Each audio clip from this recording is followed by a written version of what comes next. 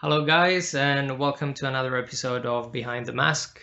With me today, I have Turd Flinging Monkey. He's fastly becoming one of the legends in the community.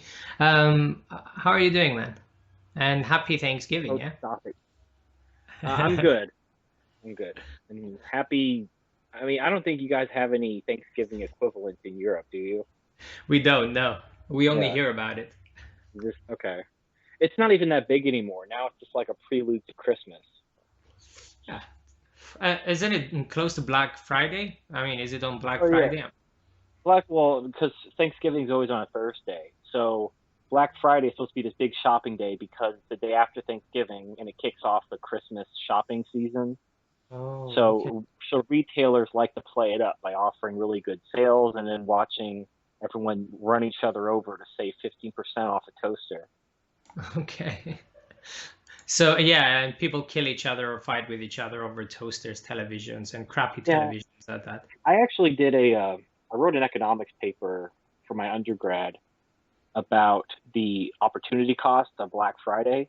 And Mm, the thing is because of the sales, people like, because yeah, it goes on sale for Black Friday, but it also goes on sale after Black Friday. I mean, things are on sale during the Christmas holiday. yeah. So you got to look at the doorbuster price versus the everyday sale price between, Thanksgiving and Christmas. Mm, And depending on how much you earn an hour, it's really not worth standing in line. Like the average item that you're standing in line for these Black Friday deals, you would be better off just going to work and earning some extra money and then paying whatever price. You'd actually spend, it would be less work unless you yeah. make unless you make minimum wage and you get one of the doorbuster big screen TVs, it's not worth it. Mm, mm. Well, I mean, to be fair, I never go. We started having the Black Friday in the UK as well over the past couple of years, and people have been going crazy here as well. No idea why. I never go out, even Boxing Day, Black Friday, Christmas shopping. Fuck that. Right? I can shop any other day. Too many people, man. Too many fucking people, and everyone's behaving like a fucking lunatic. It's been my experience, but I mean, as a man, you don't really need that many clothes and not that many gadgets. You get Oh, come on. around. Gadgets. You gotta have gadgets. Well, yeah, you get them off the internet. You can order off Amazon, eBay. You can go directly to the seller. You don't have to go and see people there. You do your research on your own computer. Oh, absolutely. I use Amazon. Like I'm a Prime member and everything. And like what's funny is the Walmart doorbusters. Hmm. Basically Amazon was matching their prices and you could just order from your home. You didn't have to go stand in line and elbow people. Hmm. So I ordered some 32 gig micro SD cards for $10 each, which is like the doorbuster for Walmart, and they were sold out. But I just got them at Amazon for the same price, and they were a better brand. Like the one for Walmart was an off brand, and the one for Amazon was a SanDisk. Yeah. So So, it's like so what? win-win. Why bother? Exactly, Yeah, exactly that. it's it's Um, it's free entertainment. You want to go to the Black Friday just to watch all the poor fat people elbow each other. you can watch that off the TV, and there's no chance that a big fat person can fall on you. Well, But you can stand outside, I guess. yeah, you stand to the side and you just enjoy the spectacle. It's definitely a lot bigger in the United States than it is here. It's not nearly as bad here. No. Well, I mean, yeah, the United States, it's all about the commercialism. It's like that's America right there. America is just, it's like the best metaphor for America is like one of those NASCAR cars that Hmm. has the stickers of all the different sponsors all over it.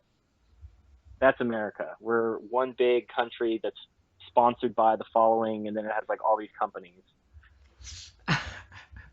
Well, yeah. I mean, we can only imagine, and I really do want to visit the United States anyway, just to see how it is. I love the portions you guys have over there. Even though, a large over here is probably, I don't know, a tiny over there. It's not even a small. But yeah. What's funny is it's changed. Like I think it's very tied to the economy because in the early 2000s, like after 9/11, but during that era where there was like a housing bubble, Hmm. places were bragging about 48-ounce drinks and extra large this and supersize that, And then after the economy crashed, now like McDonald's and places like that are doing away with their supersize, and now a supersize is a large, and a large is a medium. And Oh. the sizes haven't changed. It just changes the name. It's like the whole fat shaming thing. So there, it's like it's like corporate fat shaming. So you have to basically pretend that the large is now a medium, and you have to like downplay that you're eating as much that two people would normally need by calling it a medium or something. It's dumb. The biggest disappointment for Americans is to bring them here and take them to the McDonald's in the UK, for example, or any European country. They're like, what the fuck is this? And you're like, well, you ordered, a large meal. And it's like, well, this is not a large meal. This is a small meal. And they look at the size of the burgers. Everything is tiny over here. Still fuckloads of calories. So I don't know how people get away over there with giving you guys 2,000 something calories to eat in a meal. But I don't think people care that much over there anyway. Yeah, we're cool. Well, actually, I have a funny story about Europe because when I was in the Navy, we went to Italy, and so we pull into Italy, and I go to this restaurant, and I'm thinking like the restaurant was like marble, and it had this like wraparound aquarium, and there was this crystal chandelier, and I'm like, oh my gosh, this is gonna be like Olive Garden times 10. This is gonna be like the best Italian food ever, and I was all ready to get some like authentic Italian food, and so one of the guys I was out with ordered a pizza, and I ordered I can't remember what I ordered. I ordered something like basically their menu consisted of pizza and seafood. Yeah, yeah. I'm like, what the hell? Like, where is my, veal parmesan with the cheese and the noodles? Like, I wanted some Olive Garden shit, and I got pizza and seafood. And so the one guy who ordered a pizza, it was basically a giant nacho. Which you know what a nacho? Do you have nachos in Europe? Yeah, we do. Okay, I don't know because I don't know. I bet the Mexican food isn't too good in Europe. If you're not actually connected to them. But okay, so it was a giant thin crust pizza, but it was like so thin that I called it a nacho. And it had a little bit of sauce, a little bit of cheese, and had an entire fish, head and eyeballs and everything, just splayed across the pizza like a beached whale.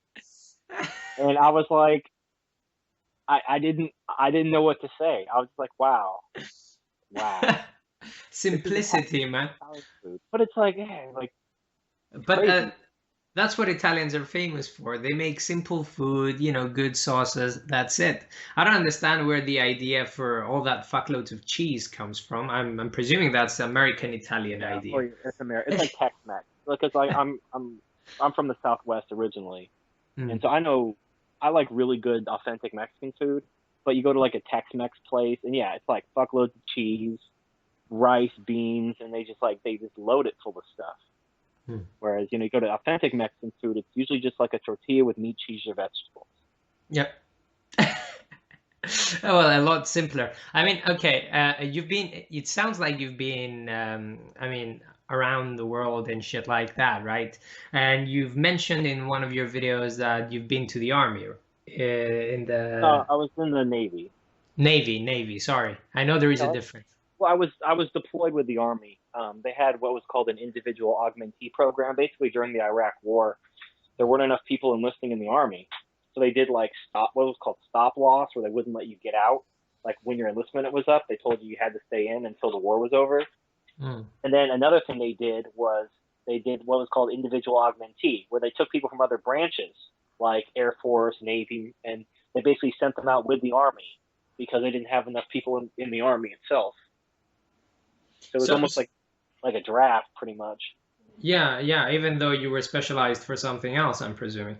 And did you end up going there and kind of like seeing any action? Yeah, no, I went to Iraq twice. I don't want to give the years, but it was during the Iraq War. I did some stuff in Afghanistan, but I wasn't deployed to Afghanistan. And how long, because I'm completely unfamiliar with these things, how long does an average person spend in the Army? So Army, Navy, whatever it might be. So when you sign up initially, how long do you have to spend in to get some of the benefits, I guess, that comes with it. I don't know how the system Well, works over there. you get paid Hmm. from day one, but the like a lot of the stuff like if you want the college benefits, it's usually 4 years or 8 years. I did 8 years because they usually say if you only do 4 years, you're still signed up for another 4 years in what's called the inactive reserves, so they can still Hmm. call you up if they need you. So I just re-enlisted for the bonus, took the money, did another 4 years, and then I was done. Hmm. And I mean, from an army person, from a navy person, I'm not gonna ask more specifics as to what you were doing over there, but from someone in the army, then you went out, and I'm presuming went to college, or did you pick up a job or something like that straight afterwards? Well, yeah, I was originally a contractor. I did Hmm. kind of working for the government as a contractor. Did that for a couple of years, but then I mean, you probably don't know about this in Europe, but they had this whole government shutdown thing a few years back, and they basically fired all the contractors. Hmm. So that's when I had to do a little career change, but it's fine because I was using the GI Bill to go to college, and I got my degrees and basically changed career fields, which was good because you don't want to be in a position where your only potential employer is the government. Because then if there's a government shutdown or a hiring freeze or some bullshit, you're unemployable because they're your only potential employer. Hmm. Hmm. And I mean, in the middle of all this, I mean, you mentioned before you were involved a bit in the MRA community. How did all these things come about? Because we're talking about most of your life. It sounds like you've been pretty fucking busy. Well, you Um, got to stay busy. I mean, what else are you going to do? Well, I mean, I obviously multitask. It wasn't like, okay, I'm in the military. That's all I can do. I mean, you can have your fingers in any pot. So I wasn't heavily involved in either the MRA or the PUA thing. I just was mostly just kind of um, watching or listening to their content and consider myself a passive member of the community. But the thing is, I never like there are certain things I liked about both communities, and there's certain things I didn't like. And I didn't know about MGTOW at the time, so it was like I knew this. I was close, but I didn't know there was something better. And then when I discovered MGTOW, I was like, oh, okay. It's like, you try out these different groups until you find the one that fits you. So it was more or less about that. The MRM, I appreciate what they're trying to do, but I just don't I think politics is futile. You can't reason with mostly women. I mean, I understand what they're trying to do, and I wish them all the best. I do not, and that's why I put those disclaimers in my videos where I say I'm not an MRA, because I don't want them to get shit on for what I say, because I don't want to sabotage them and make their job harder than it already is. But yeah. yeah, they're wasting their time. You can't reform. It's like, I may do a video on this actually. Imagine you got you got sucked into a parallel world like that show Sliders from back in the 90s, where in this parallel world children could vote. So in this parallel world where children can vote, naps are illegal, free candy is mandatory, and parents have to basically consult with their children to do things that benefit the family. So basically, you have these spoiled children that get everything they want, and you can't reason with them. So the parents basically have to bribe the children by offering them something better to get something that's required for their survival or something. They have to constantly negotiate with these children. Hmm. Now, eventually what would happen, and it wouldn't even take that long, if these laws, if somehow for some reason children could vote and they could just vote themselves everything they wanted from adults, adults would just either rise up in rebellion or they would just stop having children until they outnumbered the children and could undo the law. Because Yeah. you can't have a society where children, like, give me candy, give me this, give me that, and because you can't reason with children. You can't be like, look, little Timmy, you need to brush your teeth. You're going to get a toothache. No, I don't wanna. You just this is the problem with the MRM. They're trying to negotiate with women who are inherently illogical and driven by crass self-interest. In fact, that's all they understand. Hmm. And Hmm. they won't listen to anything. You can't be like, well, society's going to collapse here. They don't care. They want their candy. Yeah, and it seems to be one of the long-term problems with the MRA. I mean, you can't even if you are to succeed in something, you're not going to succeed in changing anything without giving something back anyway. So Yeah, the situation will get worse either way. Yeah, the only way you could possibly, and the thing is the women against feminism, who are like the figureheads of the MRM, because the men basically figured out that if a man says it, it's sexist, so they have to have women say it. They promote, Karen Strawn, whatever. I don't even know. I'm talking about, the honey badgers. Yeah. They're like the face of the MRM. But the thing is, look at what they're talking about. So they talk about like Gamergate, and they talk about manspreading and false rape accusations. These are all things that are important. I mean, men are getting screwed by, social justice and all this manspreading shit. But that's not the real problem. I mean, if manspreading wasn't a thing and false rape on campus wasn't a thing, if all these problems were solved today, it doesn't actually fix the underlying problem of how society basically uses men, treats them like shit, expects them to be responsible for women's behavior. And these are all based on the myth of gender equality, which that's what drives the MRM. They're built on equality. Most MRAs, and it's just my hypothesis, they are disaffected feminists who, during third wave feminism, were betrayed. So during first and second wave feminism, they were all about the equality. And then once women got their equality, and they're like, hey, girls, why should we stop now? Let's keep going. Let's see how much we can get from these pieces of shit. And then the male feminists were like, what? I thought we wanted equality. And then, they did like a Dr. Evil, wahaha, and then hit the button and kicked him out. So that's like, most MRAs are just like these egalitarian former male feminists, or at least, they would be if they were born in that era. But now that feminism is about female supremacy instead of egalitarianism, they become anti-feminist, but they really aren't anti-feminist. They're just anti-third wave feminism. Yeah.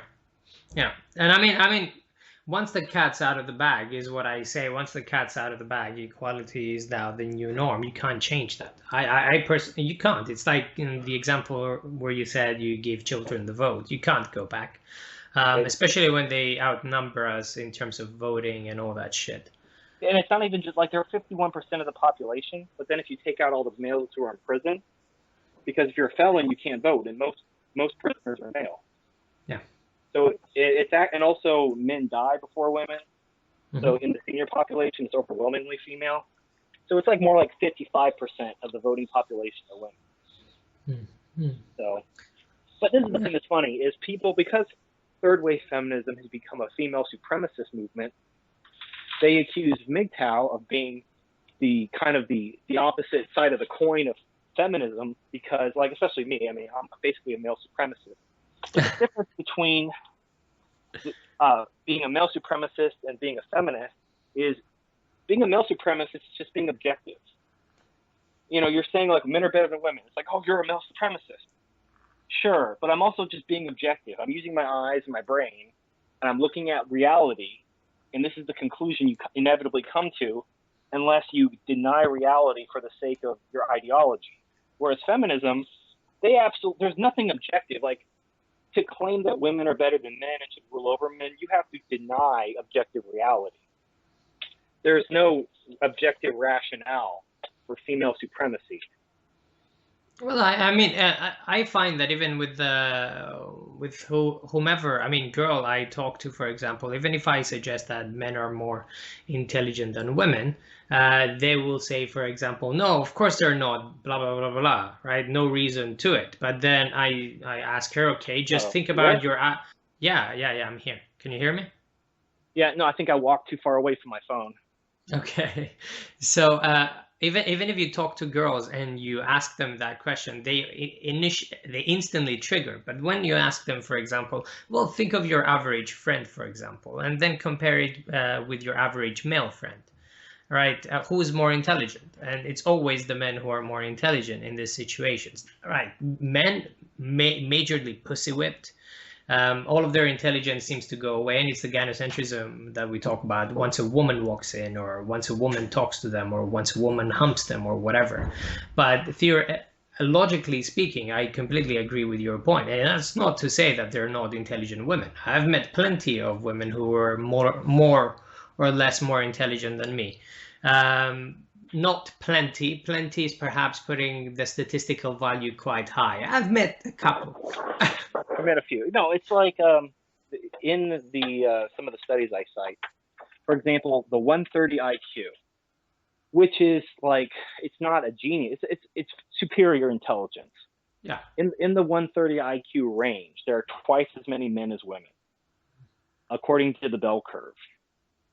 Yeah. However, that means there are women with a 130 IQ.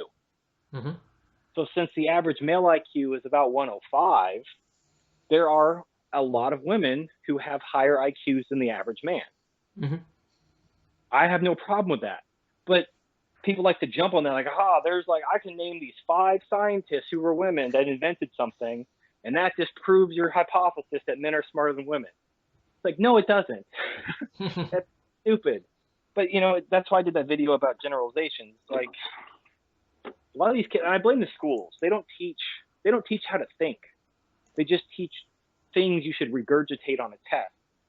So everybody, learns the facts they need to regurgitate on the test to graduate. They don't actually learn how to critically think.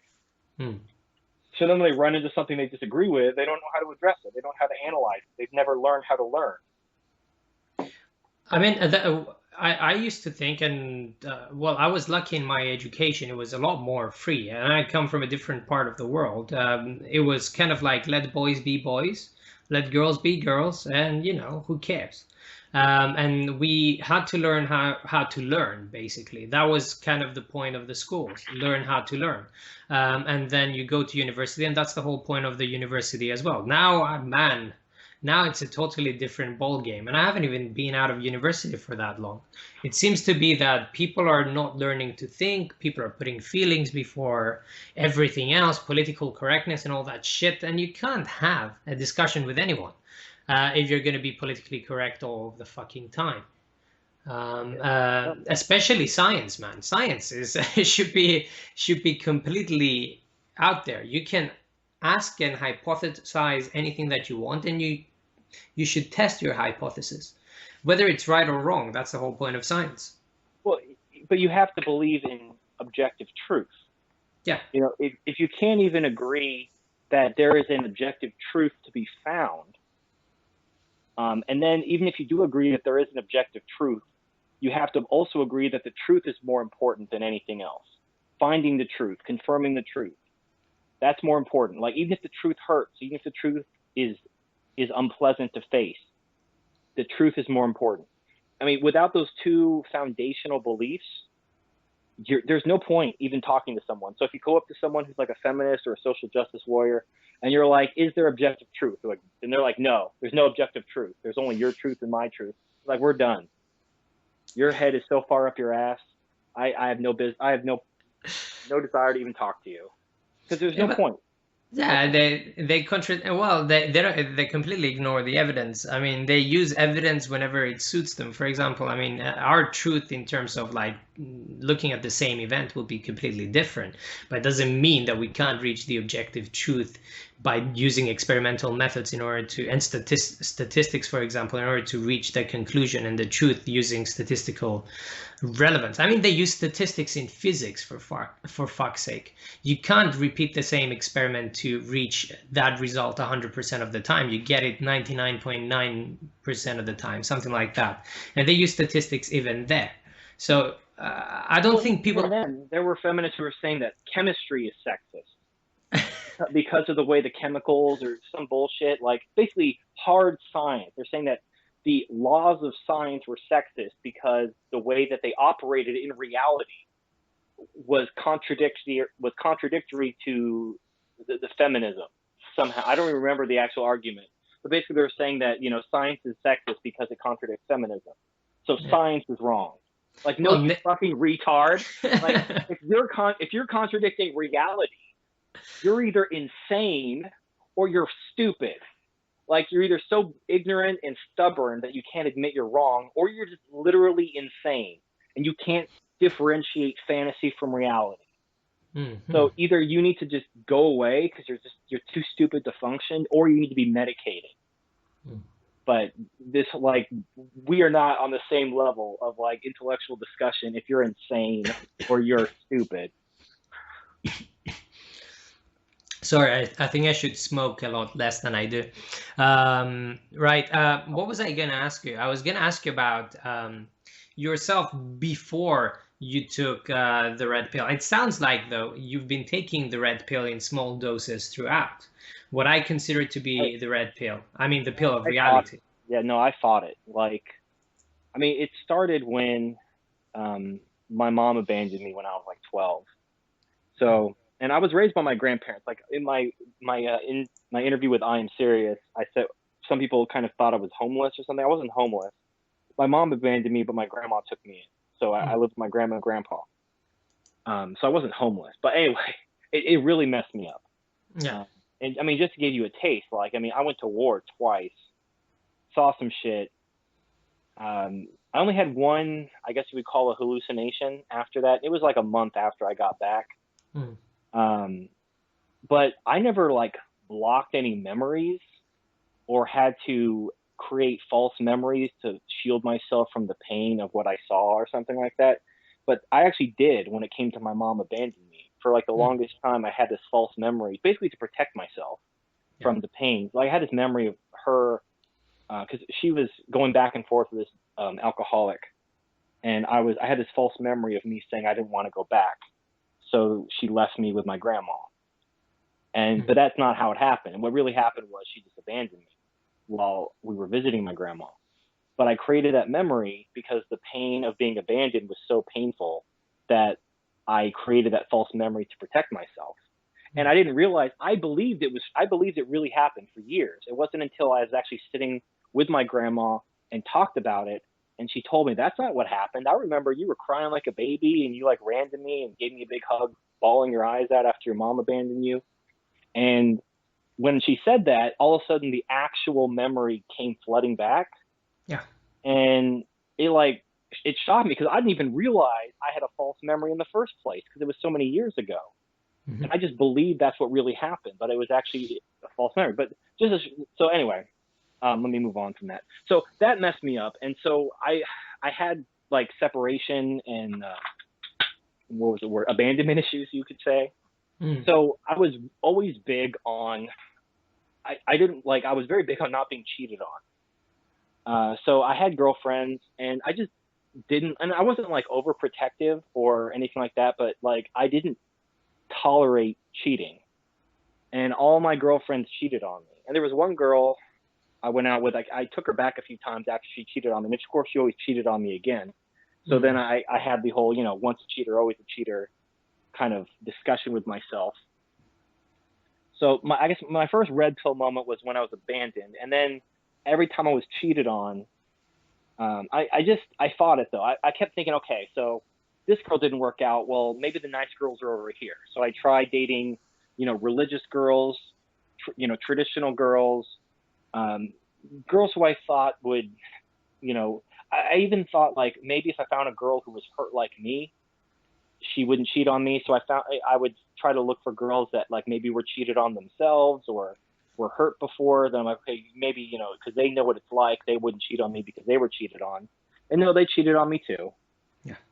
So then my moonshot was when I dated this fat girl. She was so fat, but she had a cute face, and I thought that like she had good genes.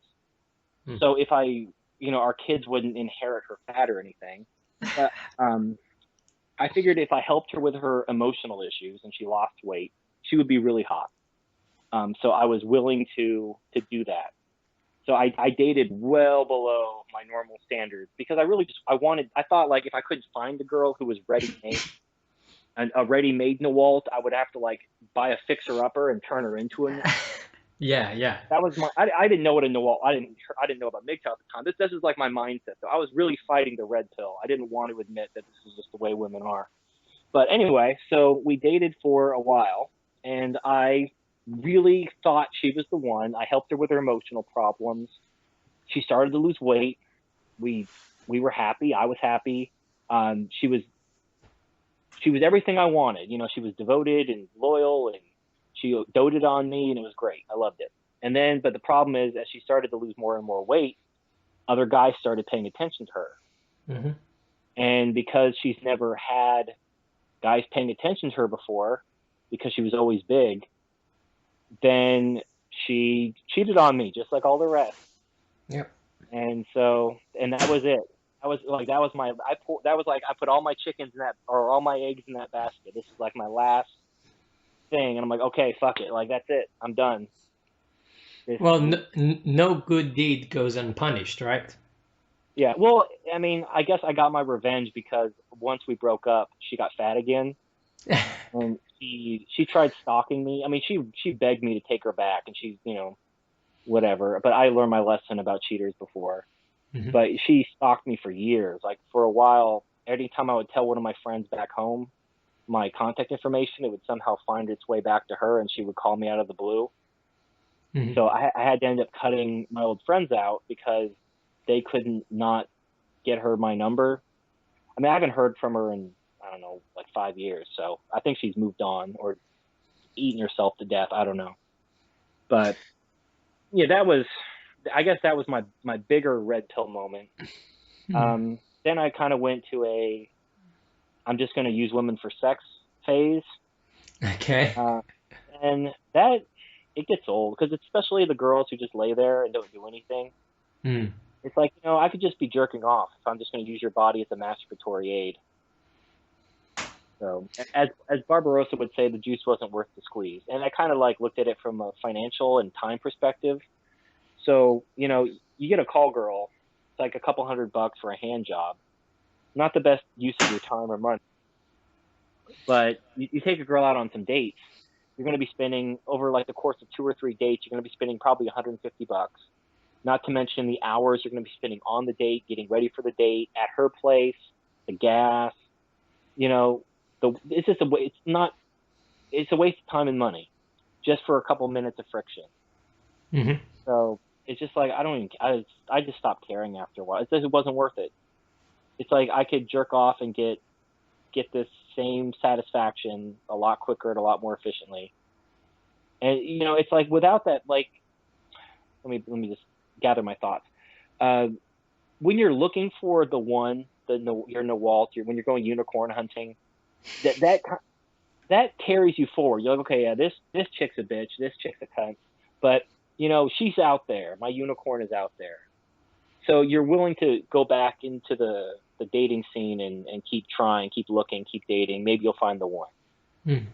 Once you give up on that, once you realize she doesn't exist, what you're looking for in a woman isn't to be found in a woman at all. Like, women just are incapable of what you truly want, which is the whole male mother need thing. Mm-hmm. You know, you want a woman who will support you and be there for you and love you unconditionally. You know, like when you were a baby. It didn't matter how much you shit your pants and cried your eyes out. Your mom would just hold you and tell you everything was going to be okay. And you want that kind of relationship with a woman where she'll hold you and love you and tell you everything's going to be okay, where you could be vulnerable to her and she'll accept you and care for you. And then the reality is, there's no bigger turnoff to a woman than your vulnerability, that you aren't Superman, that you have needs yourself, because you're there to serve her needs.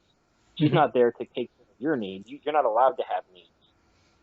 And so, you know, the one thing you want from a woman, because you could get like companionship from a dog or from your male friends or something like that. The one thing you really want from a woman is like that intimate companionship, that affection, that Mm-hmm. vulnerability. And that's the one thing they're incapable of giving you. So like, they're nature's sex robots. Yeah, I mean, one of the biggest red pills within the MGTOW community is that when you are with a woman, you will never be completely vulnerable and open. That will never be. and you need to understand that if you're hoping for that reality, well, it's going to come and bite you in the ass, like it bit most of us, to be fair. And it wasn't just you. I mean, every guy has similar stories within this community that, and I have my personal stories where I remember my first girlfriend ever when I was like 17, 18. I have no fucking clue. Something like that. My first girlfriend ever. I had a death in the family and I was holding all that shit back, right? Because I had to be strong for my family. I was the oldest and all that stuff. So I was taking that role. I have no idea why I was taking that role, but I think I was conditioned to take that role anyway. So I was taking that role. I didn't cry. I didn't do anything for myself. I was blaming myself for fucking everything. I have no idea why.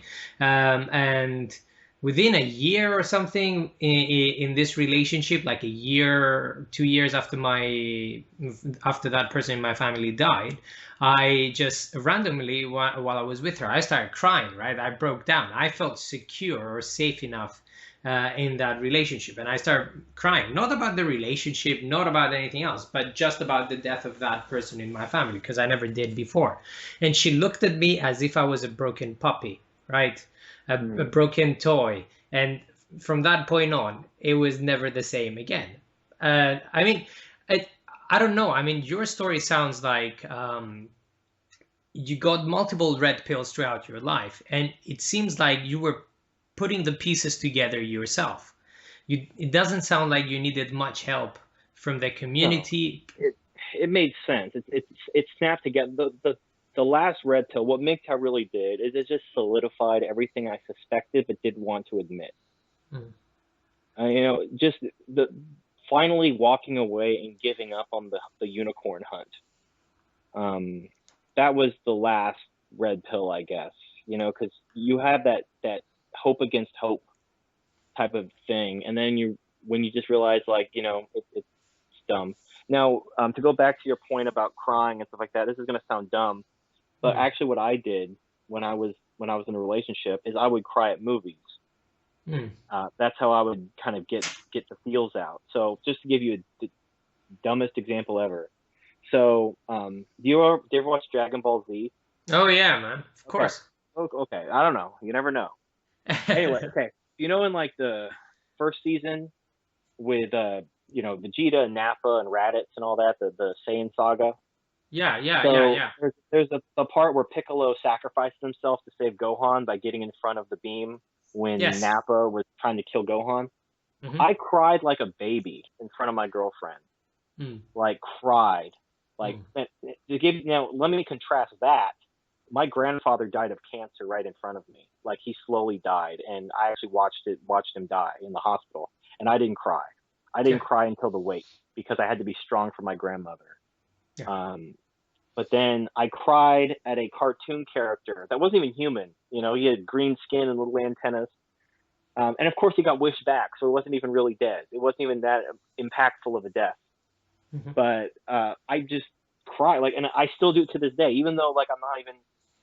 I have no reason to hold back my emotions. I'm still very stoic when it comes to actual stuff going on in life. But then I can watch a movie and I will bawl my eyes out. I'm the biggest baby when it comes to movies.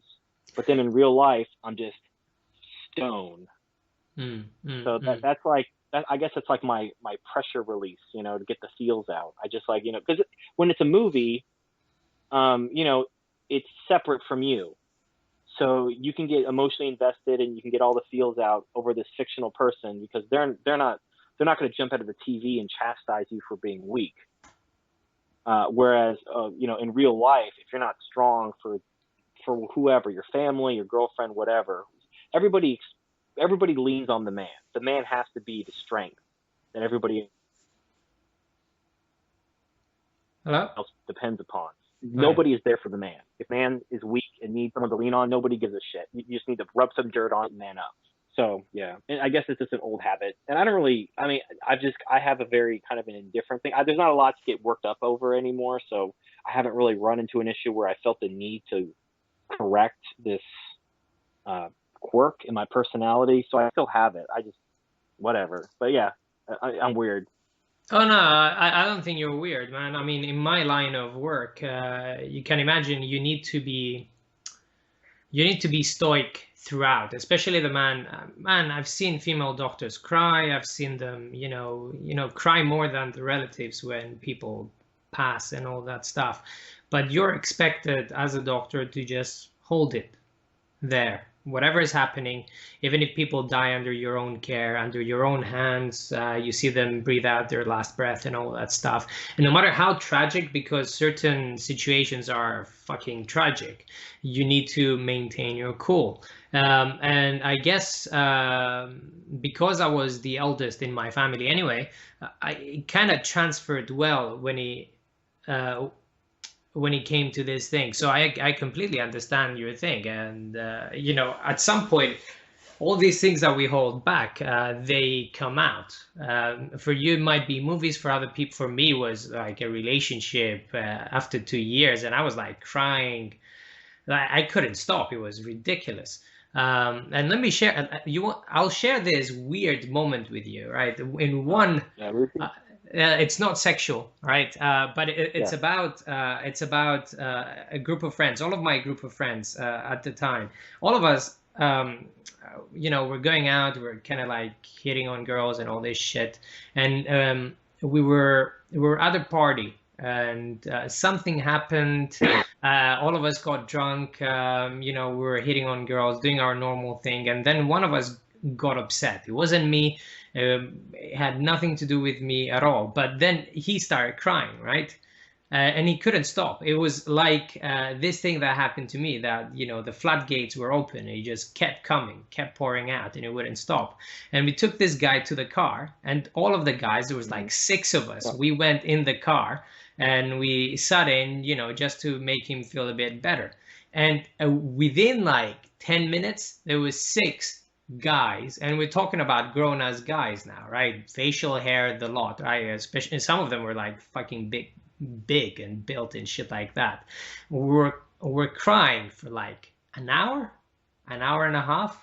It was ridiculous, and the crying was intermittent with vomiting outside the car. But I'm telling you, it seems to be something that guys do. All of the guys do, but no one talks about it. No one actually has the strength to admit that this kind of things happen. And most guys hold these things back until they completely explode and it completely ruins their lives. But most of the guys do something similar. I don't think particularly is the healthiest approach. But yeah, it seems to be what we do. Well, it's like this society is just in utter denial of human nature.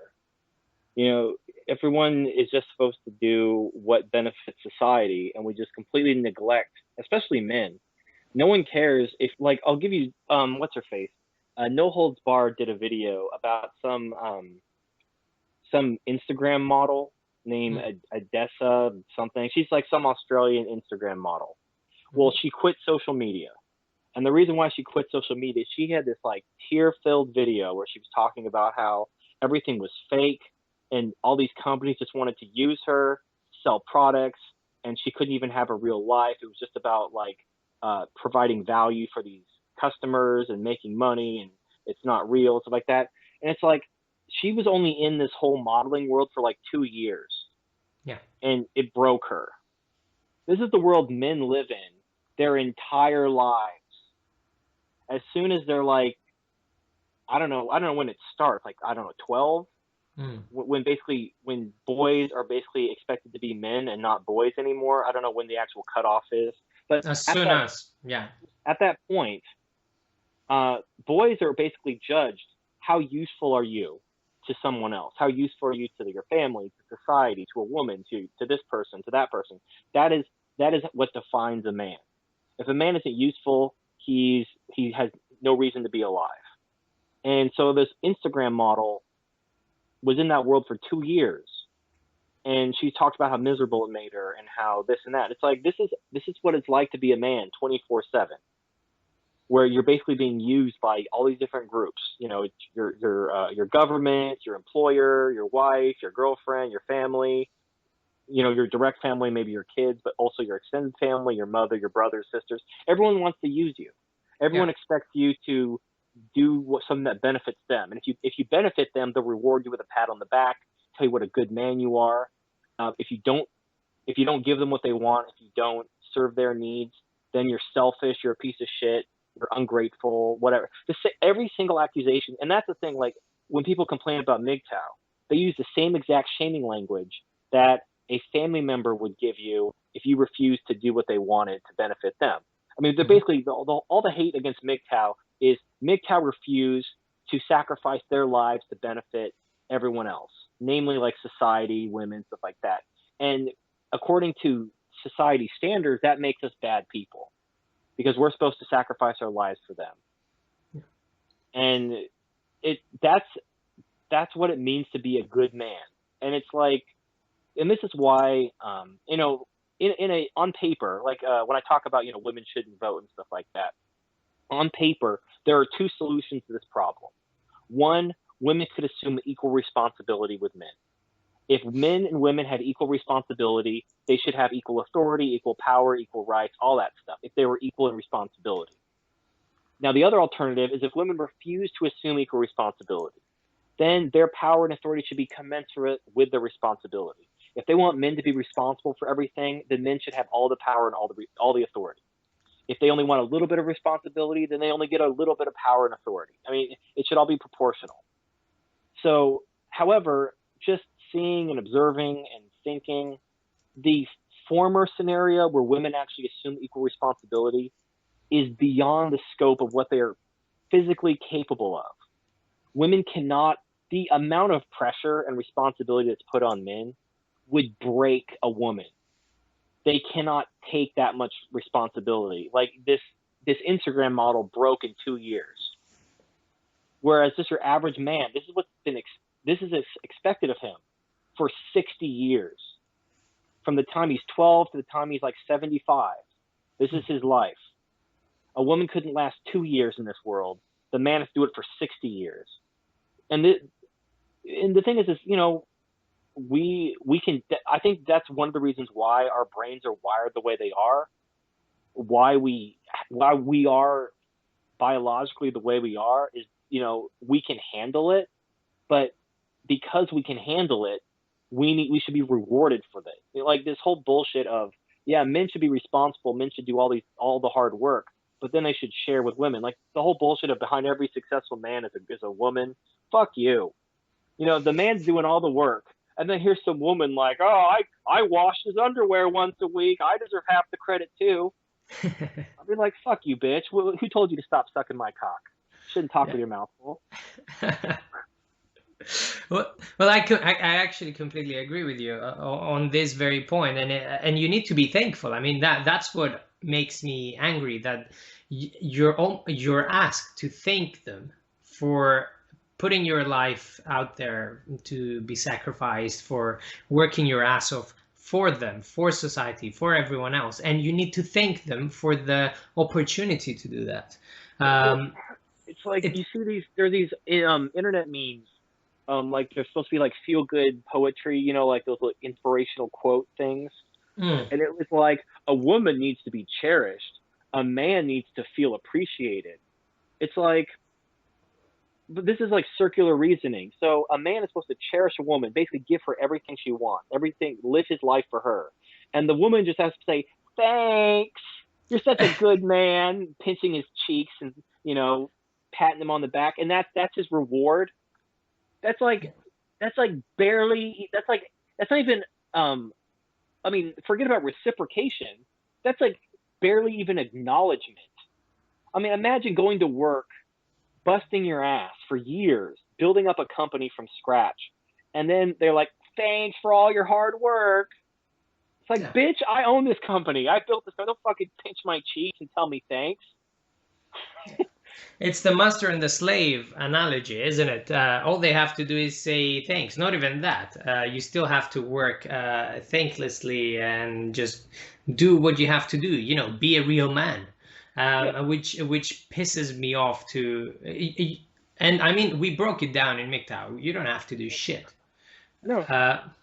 And the thing And is, when if a man goes his own way and refuses to live his life for society or for women or for whatever, it doesn't hurt anybody.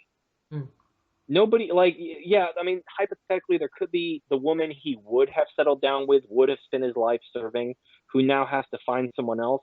But women, like, and this is the thing, because women have the welfare state, they don't really even care that much themselves because they know the government's going to take care of them. mhm. So if a man refuses to marry them and pay money, the government's just going to take his money via taxes and give it to her anyway. So she's going to be taken care of. The number one reason I was gonna make a video today, but I got really lazy and didn't feel like it. Uh, about like the top 3 reasons why women shouldn't vote, and the number one reason is women aren't responsible for anything that the government does. Like they are always protected from the consequences. If the government goes to war, the women aren't sent to die, the men are. If Mhm. the government passes some law, the women don't pay the taxes men do. And yeah, women pay some of the taxes. They're like half the workforce, but they only pay 30% of the taxes.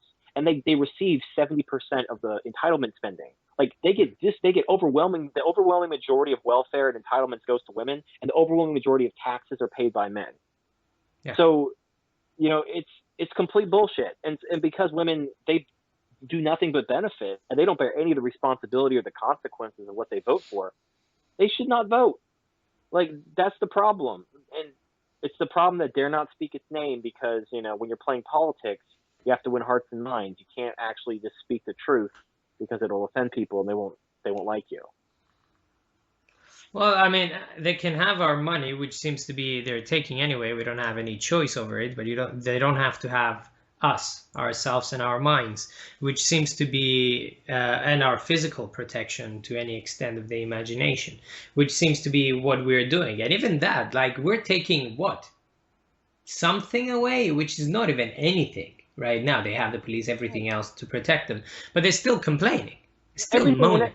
everything could be outsourced from both sides. Like for example, if a woman gets a man's money, like let's say gets her ex-husband's money and alimony and child support, if her car breaks down, she could take it to a mechanic. She can call a plumber. She can hire the neighborhood boy to mow the grass. You can outsource that disposable male labor to other men as long as you have money to pay them. Mhm. And it's the same thing with women.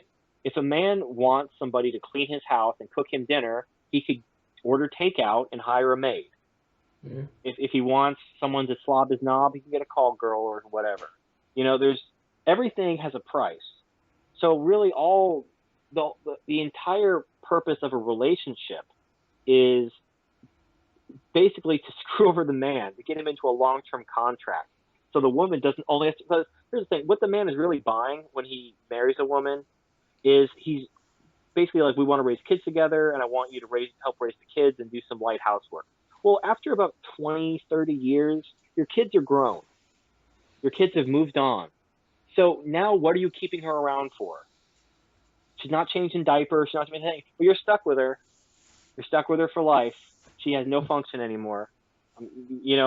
But because you're married to her, you're going to take. It's basically they're pawning off the woman because a woman really, if you really think about it, a woman's useful years, she only has about 15 to 25 useful years, and after like once a woman hits menopause, she has no function in life. Mhm. She's because her only function in life is to have babies. So once she can no longer have babies, she's useless for the human race. I Whereas a mean, man, in the past, I was just gonna add, in the past, I mean, you would have grandmothers and stuff that would stick around and they would help out. But, house chores and all that shit used to be a lot more difficult than it is now. And they would help with the raising of the children and all that stuff. well, yeah, now The, they're basically like unpaid babysitters. yeah. But that's not like the amount they're. Think about like how much the government spends to keep all these old ladies alive in all like Medicare and Social Security and all these programs and medical bills to keep all these old ladies alive. When they're basically just overpaid babysitters. They're watching their grandchildren. That's the only productive work they're actually doing for society. And all that money's being spent to keep them alive just so they can watch their grandkids. Like it's dumb. But gynocentrism doesn't care. Like there is no objective evaluation of what women are actually worth. There's just a there's this platitudes of how wonderful women are and how they're so beautiful, and we need to prioritize their needs among all things. And that's all that matters. There's no like, what do women actually provide? Is this actually cost effective? Is this doing more harm than good? What are the prices we're paying for this? No, it doesn't even enter into people's brains. They just give women whatever they want, and then the more they give women, the more they demand. Yeah, yeah, and guys usually applaud these decisions, and that's gynocentrism all over again, which I don't particularly understand.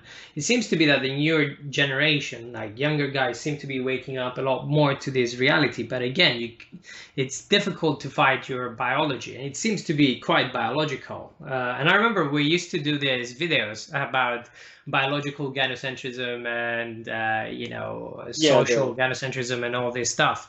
I call it big capital G gynocentrism versus Yeah. little g gynocentrism. Because you have, I mean, even in animal, I always look at animals. If it exists in animals, then it's biological. If it doesn't exist in animals, if it only exists in humans, it's probably not biological. It's probably a social thing. It's from indoctrination and socialization. So, for example, in animals, males will protect their mates, they'll protect their offspring, they'll protect their larger kin. So if you have like a wolf pack or a herd, they will defend each other. Hmm. And it will be the males. The males will go out, especially in a sexually dimorphic species where the male is bigger and stronger. The males will gather together and defend their herd, troop, whatever. So that is a biological instinct because you see it in animals all over the place.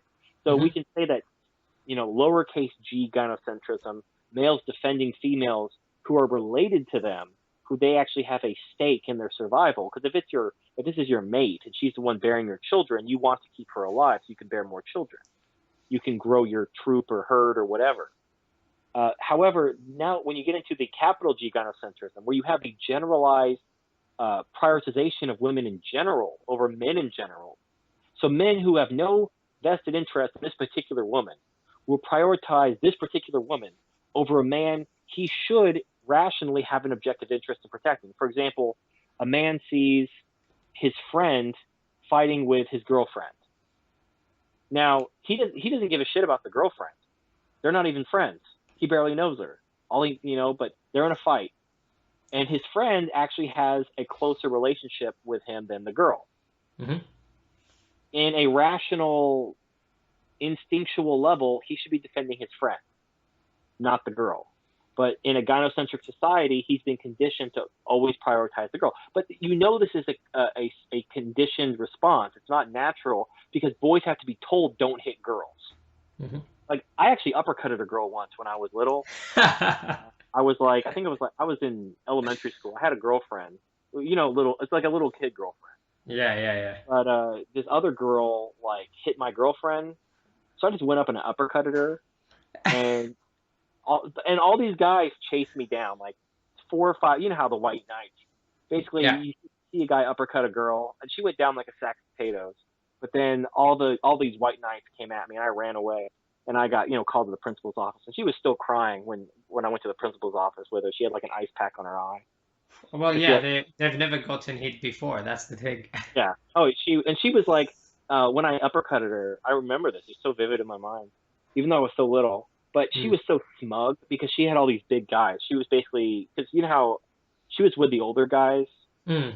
Because elementary school, I don't know, but she was with these older guys that were bigger than me, and so she was basically bragging how she hit my girlfriend, and had this smug look on her face, like, you're not going to do shit because I got these guys around me. And then I just knocked her out and then ran away. Anyway, but the thing is, I wasn't told you can't hit girls. I was told, like, if someone hits you, you hit them back. So you hit my girlfriend, I'm going to hit you. And the whole idea of, I'm not supposed to hit girls never even entered my mind because I was never taught that. So I didn't even think twice about uppercutting her. But so, and that's the capital G gynocentrism is when boys are basically beaten with a stick and told you cannot hit girls. It like, you see these commercials on TV. It's never okay to hit a woman. Yeah. And there's like this Daniel Tosh joke where he's like, what if she's like drowning 4 of the kids and she's got the 5th one on standby? Is it okay to pop her one? Like, nope, gotta let her take out the 5th one too. It's never okay to hit a woman. it's this whole idea. And then you get, and you see on YouTube where they do the social experiments where the woman is like hitting the man and yelling at him and slapping him, and everyone's just like walking by, laughing, recording it with their cell phone cameras. And then the guy like raises his voice, and like six guys come out of nowhere to hold him back. Yeah. Like, whoa, whoa, whoa, whoa! You can't yell at a woman who's been hitting you for 5 minutes. This that is capital G gynocentrism. Yeah. And there's no reason for that biologically. That is not a biological response. That is a societal response because men are basically brainwashed into thinking that like they have to do this to be good men. Well, I completely agree with you. I mean, if you go to other slightly more traditional societies, for example, hitting women was normal. It was the normal thing to do either way.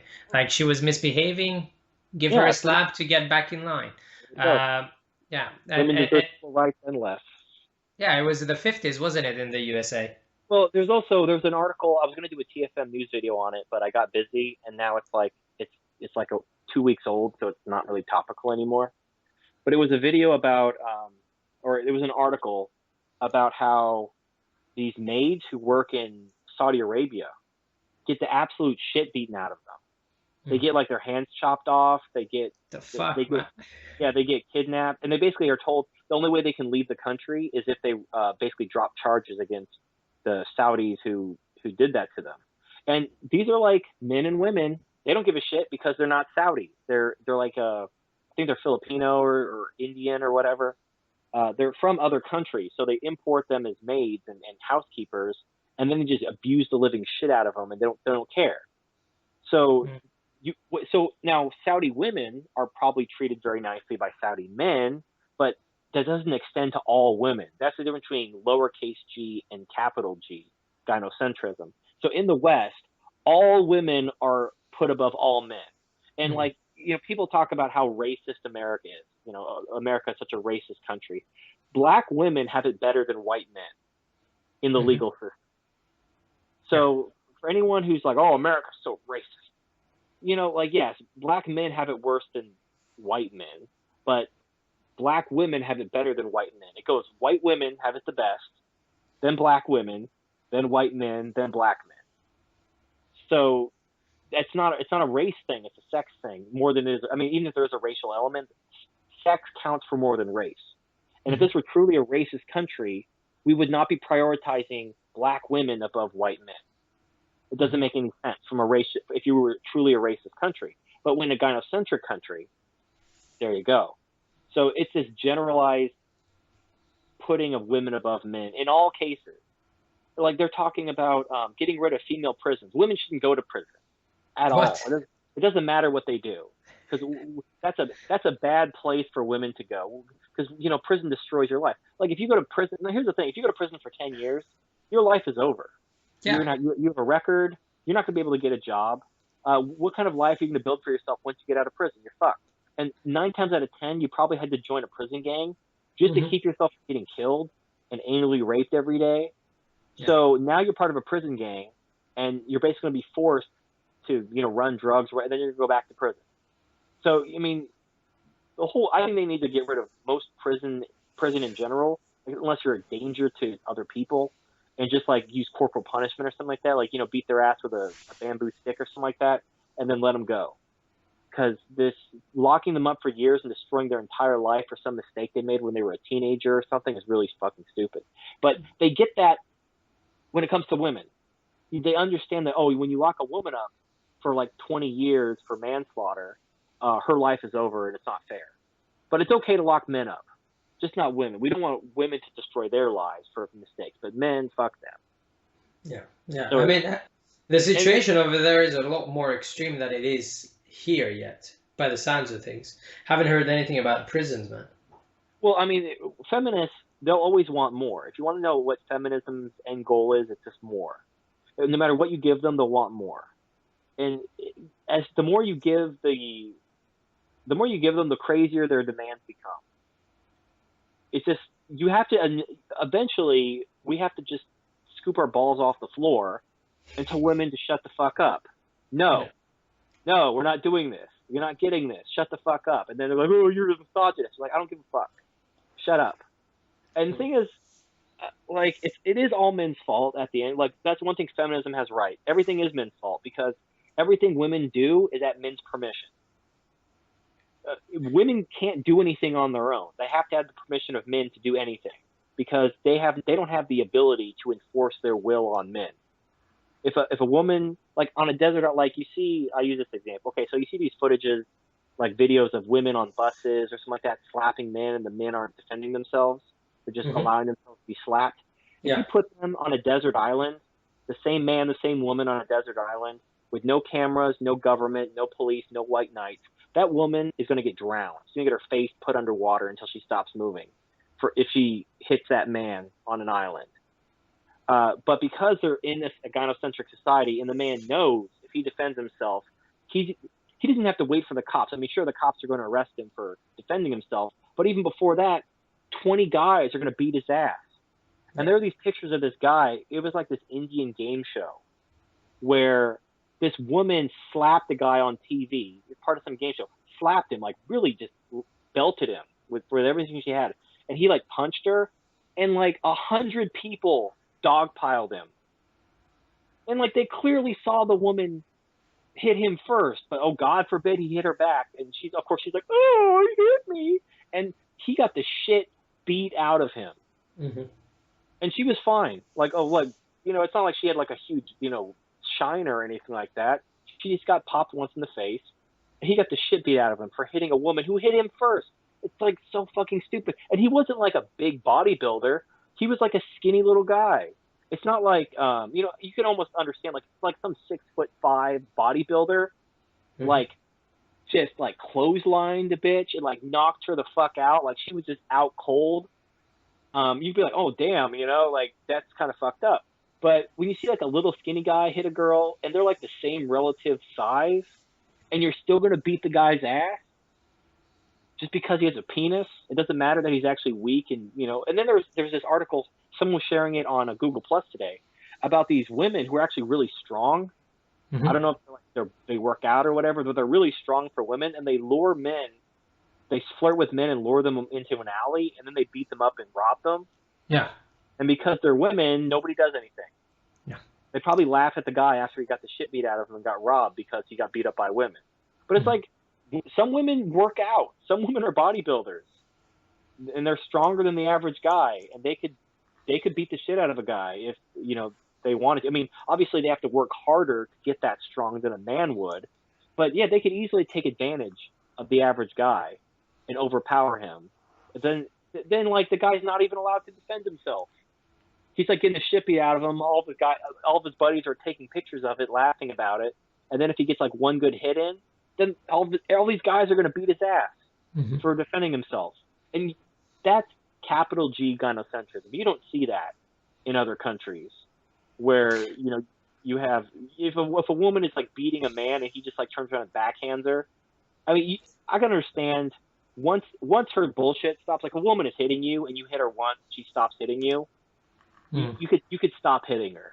The problem has been ceased. But like holding someone down and just beating them to their black and blue, I could kind of be like, hey man, you got to knock that off. But just hitting her once and then everyone's like, oh, get him, he hit a girl. And they'll even say that. They were showing on this one video on YouTube, this guy, he's like a big fat dude bro fag too. He's just like, oh, he hit a girl, and he's like having people hold him back. He hit a girl. It's like she was beating the shit out of him. And this Hmm. guy's ready to go beat this guy. And he doesn't know either one of them. But he saw the guy hit the girl back and he's like, oh, he hit a girl, get him. Come on, guys, let's prove maybe the girls will have sex with us if we beat this guy up for them.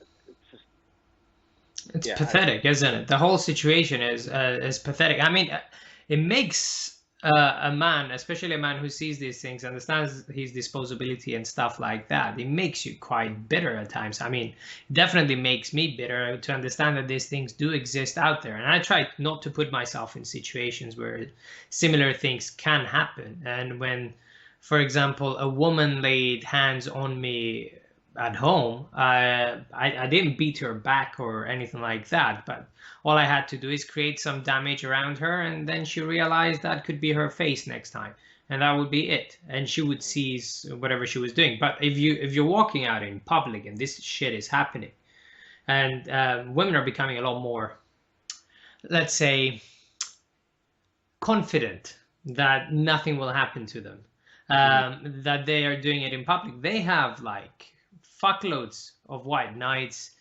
defense, police, everyone around, and they will all come to their aid, not your aid, whatever is happening, even if you have recording or whatever, it doesn't matter. You will still get the shit bitten out of you.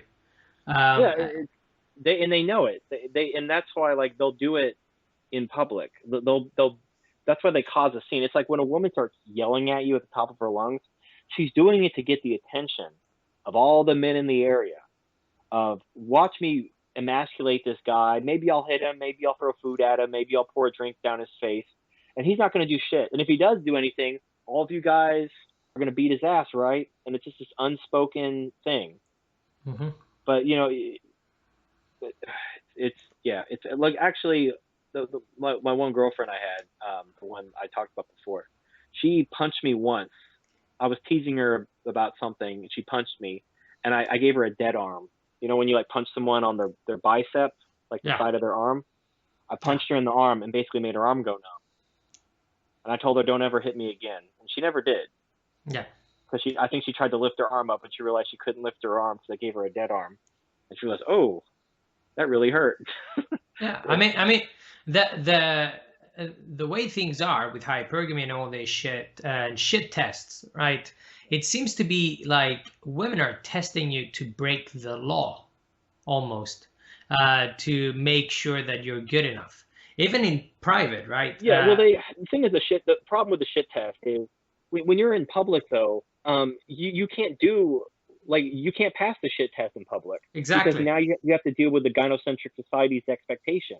So yeah, you may pass the shit test in private, but then once you pull the shit in public, you have to do what's socially expected of you. Otherwise, you could face charges, or you're going to get some white knight coming into your shit. And like the worst is when you're not even like hitting her. There's no physical violence going on. You're just shouting at her because she started a fight. Like, she's yelling at you, you're yelling at her, telling her to shut up and get out. And then some fucking retard comes up to you, like, is this man bothering you, ma'am? Mm-hmm. And it's like, dude, I don't want to go to jail for kicking your ass. Please go away. Oh man, yeah. These things thankfully don't happen as much here. I haven't had that much involvement. You have to stay away from bars and clubs. Basically, you have to stay away from places where guys, because you got to understand, they're there to meet women. They're there to impress women. And so they're probably hoping that, by getting you to back down or getting you to whatever, they can turn around and impress some woman at the club or the bar, maybe get some pussy tonight. And that's what it's all about. They're trying to be a good man to try to get some female attention. And you just don't even play that. And it's like, all you can do is just get up and leave. And the thing is, that's like, and a lot of times you'll win that way. Like, a woman starts yelling at you and you just leave.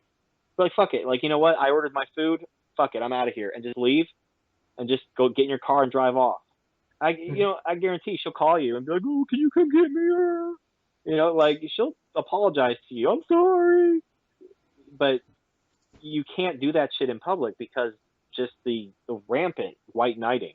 And fucking white knights piss me off because they are just, and they know what they're doing. And even behind closed doors, they'll probably admit, like, yeah, that was fucked up. I shouldn't have done that. Yeah, you were in the right. You had every right to do it. But they'll do it anyway. Yeah. Because they want to be seen as good men. And being good men in the eyes of women, not good men in the eyes of men, even though many of them will see that. I don't understand why beating the shit out of another man makes you a good man in the eyes of other men. I mean, in defense of what? A woman's honor? Well, it's you there. You're cutting out a lot. Am I? You cut out. I didn't catch the last part of what you. You're cutting out again. Can you hear me now? Yeah, I can hear you now. Yeah. My connection went a bit. Anyway, I was saying, but you're becoming a good man in the eyes of what? That woman. Or the women around. You're becoming a good man in the eyes of other men. And the thing is, other men may say like, oh, well, yeah, man, you defended that woman's honor. But the thing is, what honor? It's as if you don't see what's happening around you. Well, Women are I mean, not precious or angelic creatures. it's a euphemism. I mean, okay, so here's the thing: men are basically told from the time they're a boy to the time they're dead that their purpose in life is to serve, and that seems, that's kind of emasculating. A lot of guys don't like to use those words. They don't want to think of themselves as slaves and servants to society and women. Yeah. So they use these euphemisms like defending a woman's honor. You're really just acting as the woman's slave, as her disposable utility. But it sounds better if you say you're defending her honor. Hmm. That's really all it is. I mean, obviously, and most, especially modern women, they don't have any honor. They've had a mile of cock run through them. They got tattoos all over their body. They got freaking venereal disease up the ass. They don't have any honor worth defending. They just have vaginas and uteruses. So, and that's what you're defending. You're defending the uterus because she's more valuable than a man because she can make the babies. But like I did my last video about women make babies, is like a woman in a coma can make a baby. Hmm. Like, that's all. Like once we get artificial womb technology, vast majority of women are going to be completely redundant. Like you're worthless. You're just a walking sex robot slash artificial womb. You're completely outmoded, and then you don't have to deal with their bullshit. And the thing is, that's why I say, and I've tried to think of a way to disrupt gynocentrism. It's inherent. It's all based. It all comes back to the nature of sexual reproduction, Hmm. because humans are a sexually reproductive species, and the nature of sexual reproduction, it makes men disposable. It makes women inherently more valuable. And women and children and reproduction are the blood of society and civilization. The way you grow your society is by having children and growing your society. Yeah. You can conquer other societies and absorb them, but that gets really precarious after a while when you're outnumbered by the people you've conquered, and then they just rise up and slay you. So the best way to grow your society is through children. So women have always, always, always been protected. They're even protected by animals. So this is a completely biological instinct. I mean, Hmm. male disposability is just a fact of life. The only way to get rid of male disposability is through some sort of robotics, transhumanism, something like that, the artificial womb, cloning, allowing men to basically reproduce asexually. Because But then you don't. Oh, even go ahead. if that happens, I mean, I'm saying it in completely theoretically here because it hasn't happened yet, and I have no proof over it. But the instinct would still be there. It would still be there. It's like now, Well, the guys instinct. guys still want to have sex as much as they did before. Even though they masturbate to a lot more porn than they did before, they're still looking for that interaction with women as much as they did before. And there are other things that are keeping the interactions with women to a lesser level, and the number of sex that men have right now compared to before is actually going down. But it's not because of that. It's because men feel threatened that if they are to do something, it could be a false rape allegation, it could be so many things that can go wrong. But the instinct is still there, it's still present. So I don't know if gynocentrism will simply disappear if a technological advancement was to Well, come, for example. well, capital G gynocentrism would. There wouldn't be Mm. a reason to prioritize women over men if you Yeah. can use robotics and artificial wombs and cloning to perform the function of women. Now, Hmm. here's the thing, and I've looked at this. I think the reason why the West is as gynocentric as it is, and why you don't see this in poor third world countries, is simply a matter of economics and resource scarcity. As resources become more abundant and women don't need men as much to survive, they institute feminism. And then Hmm. with feminism comes capital G gynocentrism.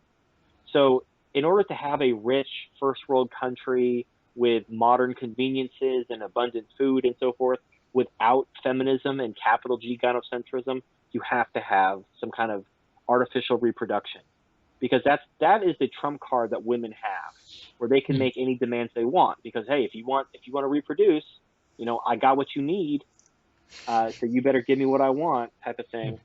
Now, yes, men would still have families, and men would still, like, there are two things that would happen if you ever had the artificial womb and cloning. One, men who would normally be disallowed from reproduction, because like they've done studies about this. Like men are very objective when it comes to how they rate women. They rate average women as average. They rate above average women as above average, and they rate below average women as below average. Yeah. Women rate 80% of men as below average. So you're basically in the top 20% or you're below average, according to women. They have extremely high physical standards. And then you throw in hypergamy and everything. Like women mostly like settle for a guy. They settle for a guy because they either realize their limitations or they hit the wall. But in a perfect world, they would all be in a harem with like the top 20% of guys just like sharing their sperm. As long as they were taken care of materially. Like if the top 20% of guys had enough money to support all the women in the world, they would absolutely leave the bottom 80% to die childless. Yeah. And they would all just form a harem with the top 20% of men. They would not care. That's why, you see polygamy in ancient cultures, but you never see like a bunch of men sharing a woman in any ancient culture because it doesn't even make sense. Mm-hmm. Anyway, so yeah, I completely agree with. I had a point. Yeah. My train went off the rails, but now it's back. Okay. So you would still have men forming families with women, but the women would have to bring more to the table. They couldn't just say, "Oh, well, I'll let you have babies with me if you provide for me and take care of me and cherish me and worship me and treat me like a princess." He'd be like, "Fuck that! I'm just gonna clone myself." Oh, well, okay. Well, I still need you to do all those things. So now I actually have to do something that's going to make me worth a shit to keep around. So you're actually going to see women up their game a bit when it comes to relationships once they have a little bit of competition from cloning and artificial wombs. But you're also going to see men who would normally not be able to reproduce because they were just dealt a bad genetic hand, and they'll be able to have families. It won't be weeded out of the gene pool. And it's going to be expensive. It's probably going to still be about cheaper to have a relationship than it is to have a clone baby. I'm just guessing, at least at first, but over time it'll probably get cheaper. But so you're going to see like rich men who like they want a son, they want an heir, but they don't want to risk their assets with divorce and shit like that. Just clone themselves and be like, this is my clone, and I'm gonna, this is my mini me, and he's gonna inherit my evil empire, and that's it. Yeah. And it's going to be a great day for men. And women are going to shit their pants, and they're going to have to reevaluate what they actually provide to society at that point. I'm not saying it's going to be the end all be all, or men are just going to be like, wait a minute, what do we need these fucking cunts for? Let's get rid of them. I don't think that's going to happen. No. Because men still love women, but they'll be a little bit more open. And I don't think society will push the overt prioritization of women because it's like, oh, women and children first. Oh, only the women and children. Let's do blah blah. There's no reason for that when you can just clone yourself. Like, oh, fuck the women and children. Like, come on, guys, we'll just clone you when you get home. You guys are good. You're actually gonna objectively look at, okay, the men are the more productive. They're the people you want. Like I did with my I think it was the divorce video. I was talking about Les and Bo, where Les was like a stay-at-home lesbian partner, and then Bo was the one who worked. And they're both women, so you take the gynocentrism off the table. So Bo, because she works, she's the one providing all the value to society. If you had to choose whose lifestyle should be maintained, it should be Bo's. You shouldn't sacrifice Bo's lifestyle because she worked and to prop up Les, who doesn't do anything. She just sits on her ass all day. So, but that's what society does to women because they have the magical uterus, which makes babies. Mm-hmm. Mm-hmm. Completely agree. I'm not gonna disagree with you on this matter. What I wanted to ask was completely relevant to what we were talking about. Is when you got into the community, because you've only been around for what, a year? I think a year almost. Yeah, I mean, my channel's only been around since January, but I was commenting on videos and I was passively, in the community for, I don't know, like 6 months. I didn't know about MGTOW until then, though. Yeah, but that wasn't the question. I mean, you said before when we were talking about this thing about your red pills and all that, and the final red pill was that there are no unicorns. Did that make you angry initially? No, Was it? I got over the. I mean, I didn't really have red pill rage. It was more of like resignation. Because like unlike a lot of guys, I didn't have to go through like a messy divorce and have my life destroyed to realize women were cunts. Mhm. I knew they were, but I had that hope against hope that they weren't all cunts. In fact, I actually had this. I thought I had an Oedipus complex because um, as I would date girls and they would turn out to be the same, I thought it was like I was secretly attracted to women that were like my mother or something like that. Like it was some kind of thing related to being abandoned, and something like that. So I thought it was like it wasn't the women, it was me. I was somehow choosing these women. Mhm. Uh, but so I would date women who were different. Okay, well, I'm not going to date women who are like this. I'm going to date the really conservative religious women, and they're not going to be like this. And they were just like that. And I'm like, okay, now I'm going to date the girls. And I really thought like if I dated a girl that was cheated on and hurt herself, she wouldn't cheat on me and hurt me, but she would too. Mm. It's Yeah. just, it's just, and so, it was starting to come together. Like after every, like I was on, you have like plan A, plan B. So Mm. I had all these plans. Okay, I'm gonna try looking for nice girls over here. I'm gonna try to look for nice girls over here. And after every disappointment, you know, in the back of my mind, I knew that this is just how women are, and it wasn't. It was just the way it was. And MGTOW just kind of confirmed that for me, and Yeah. it kind of allowed me to just kind of admit that you know there is no unicorn, and to just give up looking. Because even while I was just initially in MGTOW, I still kind of had that hope. When I saw the women against feminism, my eyebrows perked up a little bit, like, oh, maybe some good women are waking up. But then, yeah, and it wasn't. I would call it digesting the red pill because I mean the red pill was there, but I was fighting it. I didn't want to admit that this was the way it was.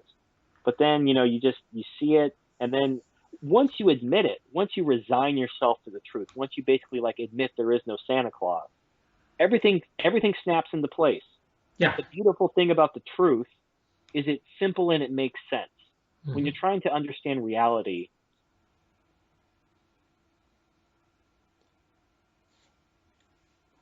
Hello? and you're living in a bunch of lies, nothing makes sense.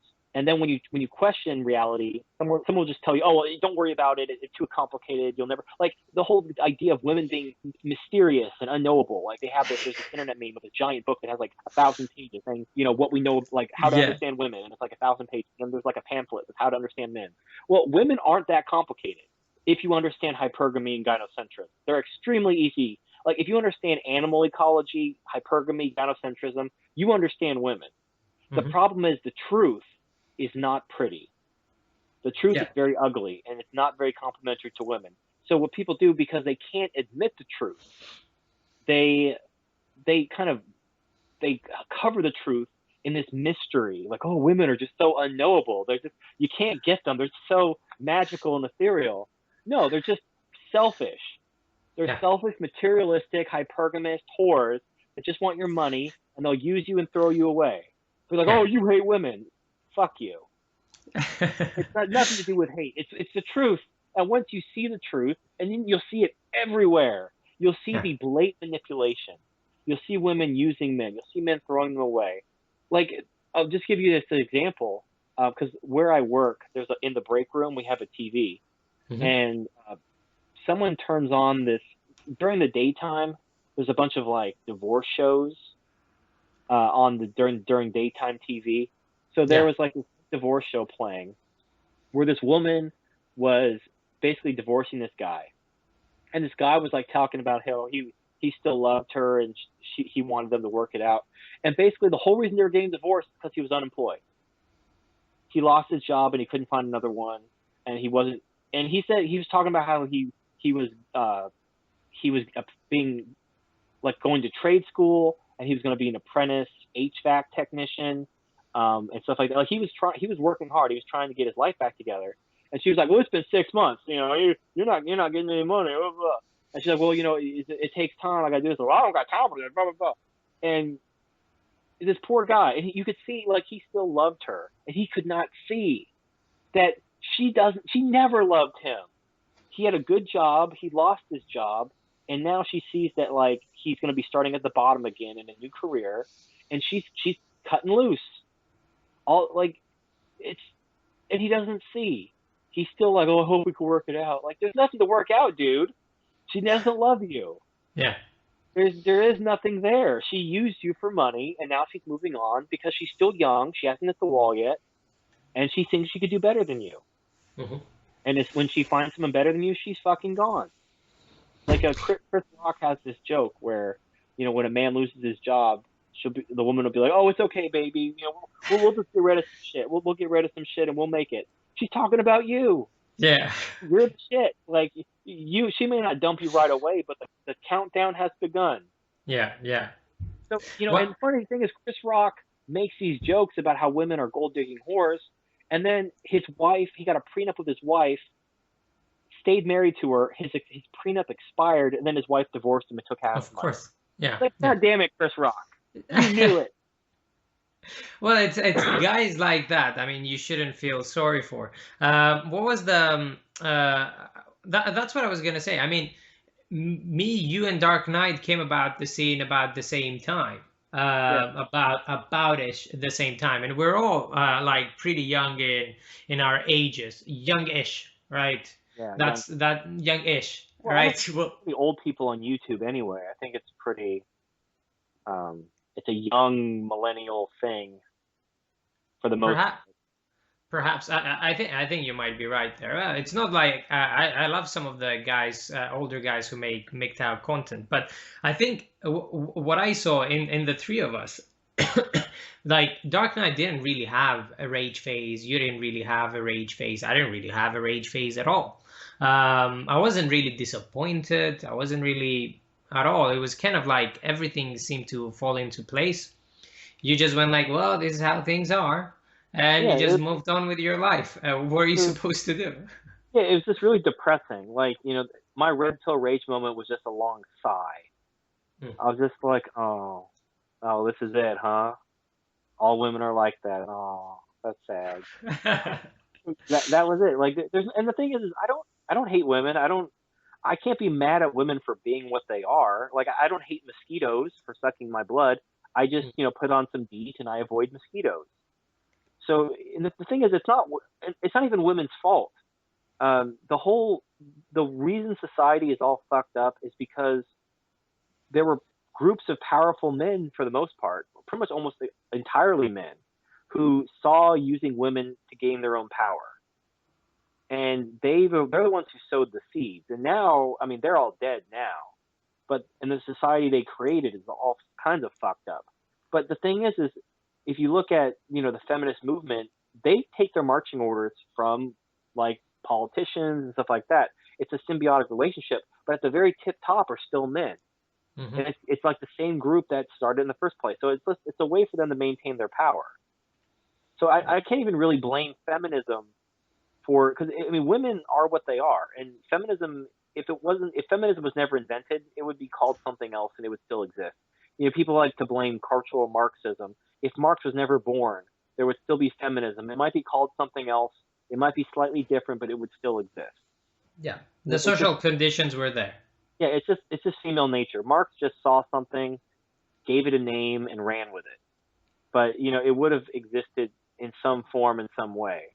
But, you know, you have to appreciate, you know, what Stardust calls the human ape. You have to just appreciate it for what it is. You have to almost take an outsider perspective. You look at it objectively. Women are what they are, and men are what they are. And you can't. It's dumb to hate something for being what it is. You know, to hate an animal for doing what comes naturally to it. It's like if you have an exotic pet, like a pet snake, like a boa constrictor, and it like gets out of its cage and it like chokes a baby to death. Well, fuck, it's a boa constrictor. Why the hell do you have a boa constrictor around a baby? You know, you can't blame the boa constrictor for choking a baby. That's what boa constrictors do. So it's the same thing with women. Like in prior societies, we had certain laws and things that kept women's hypergamy more or less in check. It was a more balanced system. And when we threw that away in the name of equality, that's where we fucked up. And the thing is society is created and built and maintained by men. So it's not even fair to blame women for it. Like, if we want to change society, men are the ones who have the power to change society. That's why I don't even talk to feminists. Like, when feminists comment on my channel, I'm not interested in talking to them. I'm not interested in responding to their videos. I don't give a shit what feminists have to say. They're not even relevant. We just need to get men to wake up, because men have the power to create a better world. But unfortunately, the indoctrination of equality, and it feels so good, and it feels so right, and it feels so moral, and to question equality makes you're automatically a monster. Mm-hmm. And that's, if nothing else, if I can accomplish one thing with my channel, I just want people to question that indoctrination. Yeah, I mean, that is the idea, and I think what you released a video which I really liked. I remember that you said you called it MGTOW Love Women, something like that. Oh yeah. Yeah, The picture, the thumbnail, how it's the girl with the pizza. yeah, yeah. I was waiting for someone to ask me why I chose that picture, but nobody did. But I was actually waiting because I wanted to tell someone. The whole Why picture, did you? because you look at the girl looking at that pizza, and she looks like a puppy, like begging for scraps. Like you have like a puppy at the table and it looks at you, those big eyes, like, oh my God, you're gonna give me a piece of that, right? So I saw that picture, and because I was using it like the dog analogy, so you just see this girl, and she just looks so adorable. She just has like this puppy dog face. She's looking at that pizza, like, oh man, I'm gonna get some of that pizza, aren't I? And it was too perfect. But it was like a subtle. It wasn't, because I didn't even talk about pizza. So you're probably wondering, like, I was wondering, like, why does he have this girl looking at pizza? But it was to show just the adorable nature of women. If you understand that they're basically children, and they need to be treated like children. If men would just treat women like children, just like older fuckable children, that's all women are essentially. And if we would just treat them, we would actually get along very well. Men and women would get along great if women were just treated like the children they are. Well, I used to tell my friends, I mean, this was even before MGTOW, before anything else, that I treated women kind of like puppies. In a way, if they misbehave, you have to punish. If they don't misbehave and they do well, you kind of pet them on the head and tell them, good girl. And the years you rub their clitoris, they're happy. Yeah. In a way, yeah. And it's not that they're harmless in any way, shape, or form, but I really like the fact that you want to push for the truth, and the truth is very important. And we're talking about objective truth, not truth filtered through all our morals and shit like that. It's kind of like objective truth. That's what MGTOW means to me. Like, I mean, I know everyone has their own little definition of MGTOW. To me, MGTOW is the last bastion of non-politically correct thought, because it's the only place that's not tainted by gynocentrism. And to be objective, if you look at men and women objectively, you're going to be a MGTOW. Like, MGTOW philosophy is objectively true, or the closest truth that we have out of all the different ways to look at men and women. But you look at MGTOW in a larger context. Especially you look at channels like Stardust or CS MGTOW. They're very scientific. They want to question evolution, psychology, ecology, behavior, nature versus nurture. It's all about truth and objectivity. And the thing is, you don't see this sort of inquiry anywhere else. You don't see PUAs or MRAs talking about evolutionary psychology. They're either playing politics or they're just trying to manipulate women.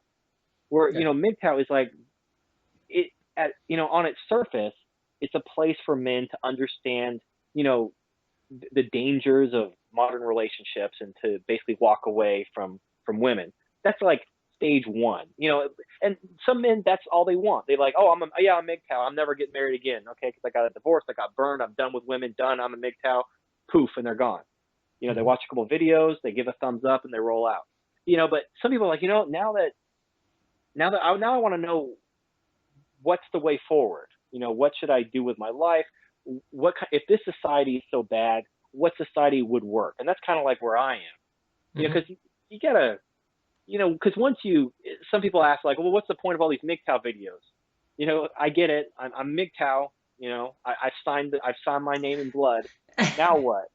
What's the point of talking about this shit over and over again. Well, I mean, that's why I don't like talking about the same old things.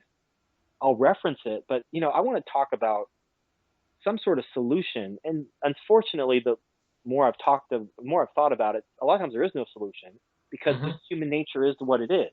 The only way we have to overcome human nature. There's only two ways to overcome human nature is through evolution, which takes a long time. And the problem is modern society disrupts evolution because we make sure that the slow gazelle don't die. When you have like a welfare state and when you have a redistribution estate, which gives men's money. So what you have is, let's say you have a woman who in a primitive society would be weeded out of the gene pool. And through natural selection would be filtered out. But because of the welfare state, she can just like find some guy to knock her up and go on welfare. And now she's replicated her genes. They get carried forward to another generation. And now and also the welfare state causes the people you don't want reproducing to reproduce the most, and the people you want reproducing to reproduce the least.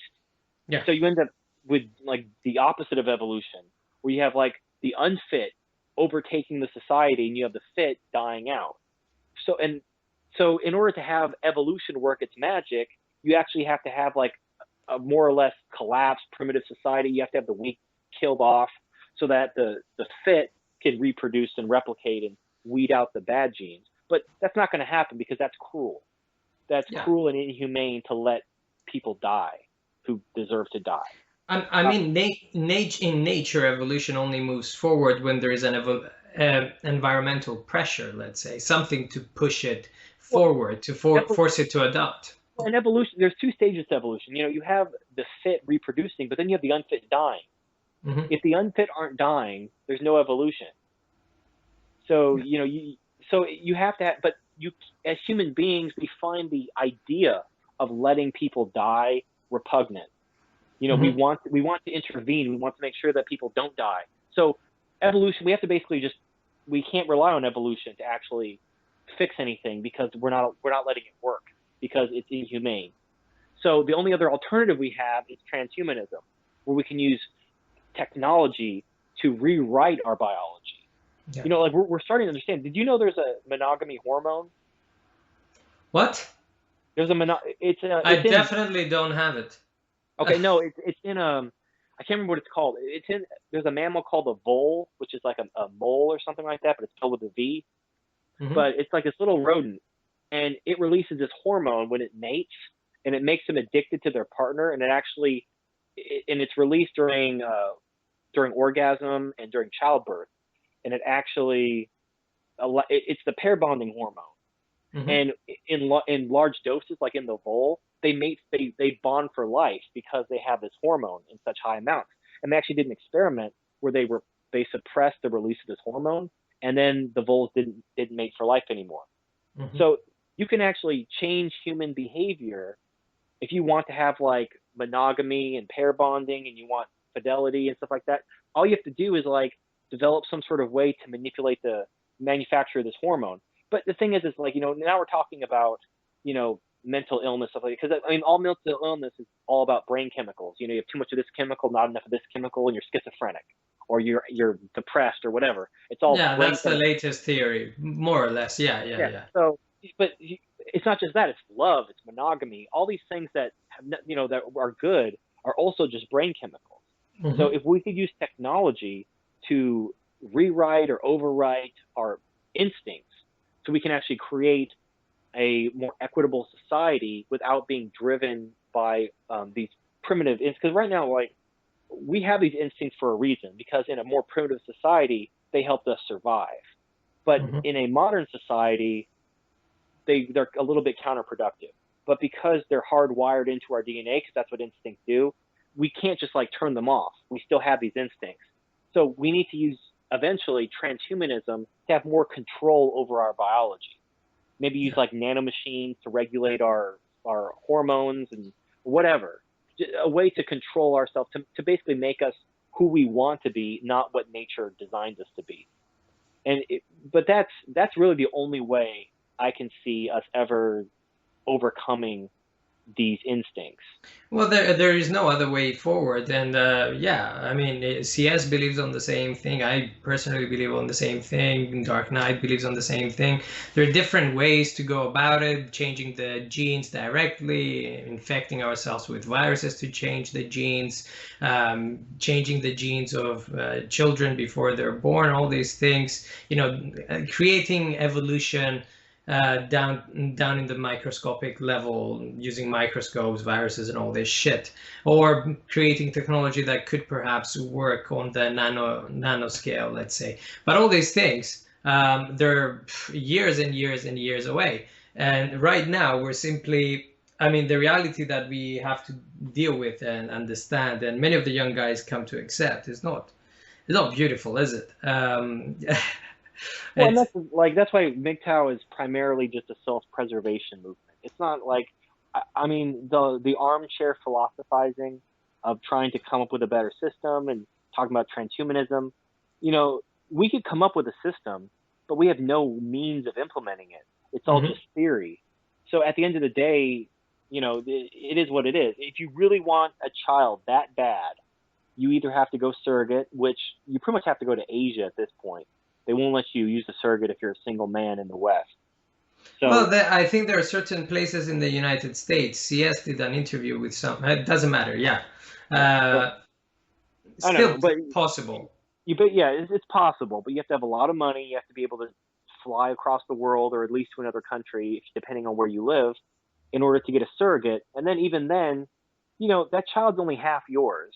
It's like half the mother. This mother that you barely know, that you just hired to be a surrogate. So, I think I'd rather have a clone myself, because that way, if it turns out he's a fuck up, I could harvest his organs. Yeah. But, I don't think it would work out exactly like that if you are to have a child who, even if he's your clone. But I understand exactly what you're saying. I don't know, man. And I'm being honest, I don't know what the solution is. And I think, what was it? Even from the beginning, we were discussing about potential solutions. And theoretically, there are multiple things that can happen, but that's all we're doing. We're just talking theory rather than anything yeah. else. Well, it's like I I was talking about private contracts instead of marriage, where both parties would actually agree to the provisions of how their relationship would work, what would happen in the case of a divorce, and it would be mutually agreed upon at the beginning, so it would be more balanced. And I think that would be a good solution. And then if you had a guy who wanted to date up, like wanted to date a woman that was, he thought was higher status than him, he could offer her a better deal. Kind of like the way teams vie for players. They offer them more lucrative contracts to get them to play for their team. So you would see competition, but if a guy wanted to be wanted to offer this woman the moon and the stars to get him to marry her, or get her to marry him, he could. And then when she takes everything, that's on him. It's fine, as long as he's agreeing to it. The problem I have with marriage especially is it's this one size fits all. The government decides what the laws are. And then the worst part is, let's say you got married like in the 40s or the 50s, back when the marriage laws weren't that bad. Then the government changes the law, and you are now subject to these new laws that you didn't even agree to. So, like when no fault divorce was passed in the 70s or whatever. So, you're happily married, you think you're fine, and all of a sudden no fault divorce is passed, and now your wife wants a divorce, and there's nothing you can do about it. So, and that doesn't happen in contract law. If you write a contract and the law changes, the contract becomes null, and now you have to write up a new contract, and you both have to agree to it, or the relationship is over. You're not just grandfathered into a new contract against your will. But of course, the problem is society needs men to be responsible, or society will collapse. If men were liberated the way women were liberated, you wouldn't have a society anymore.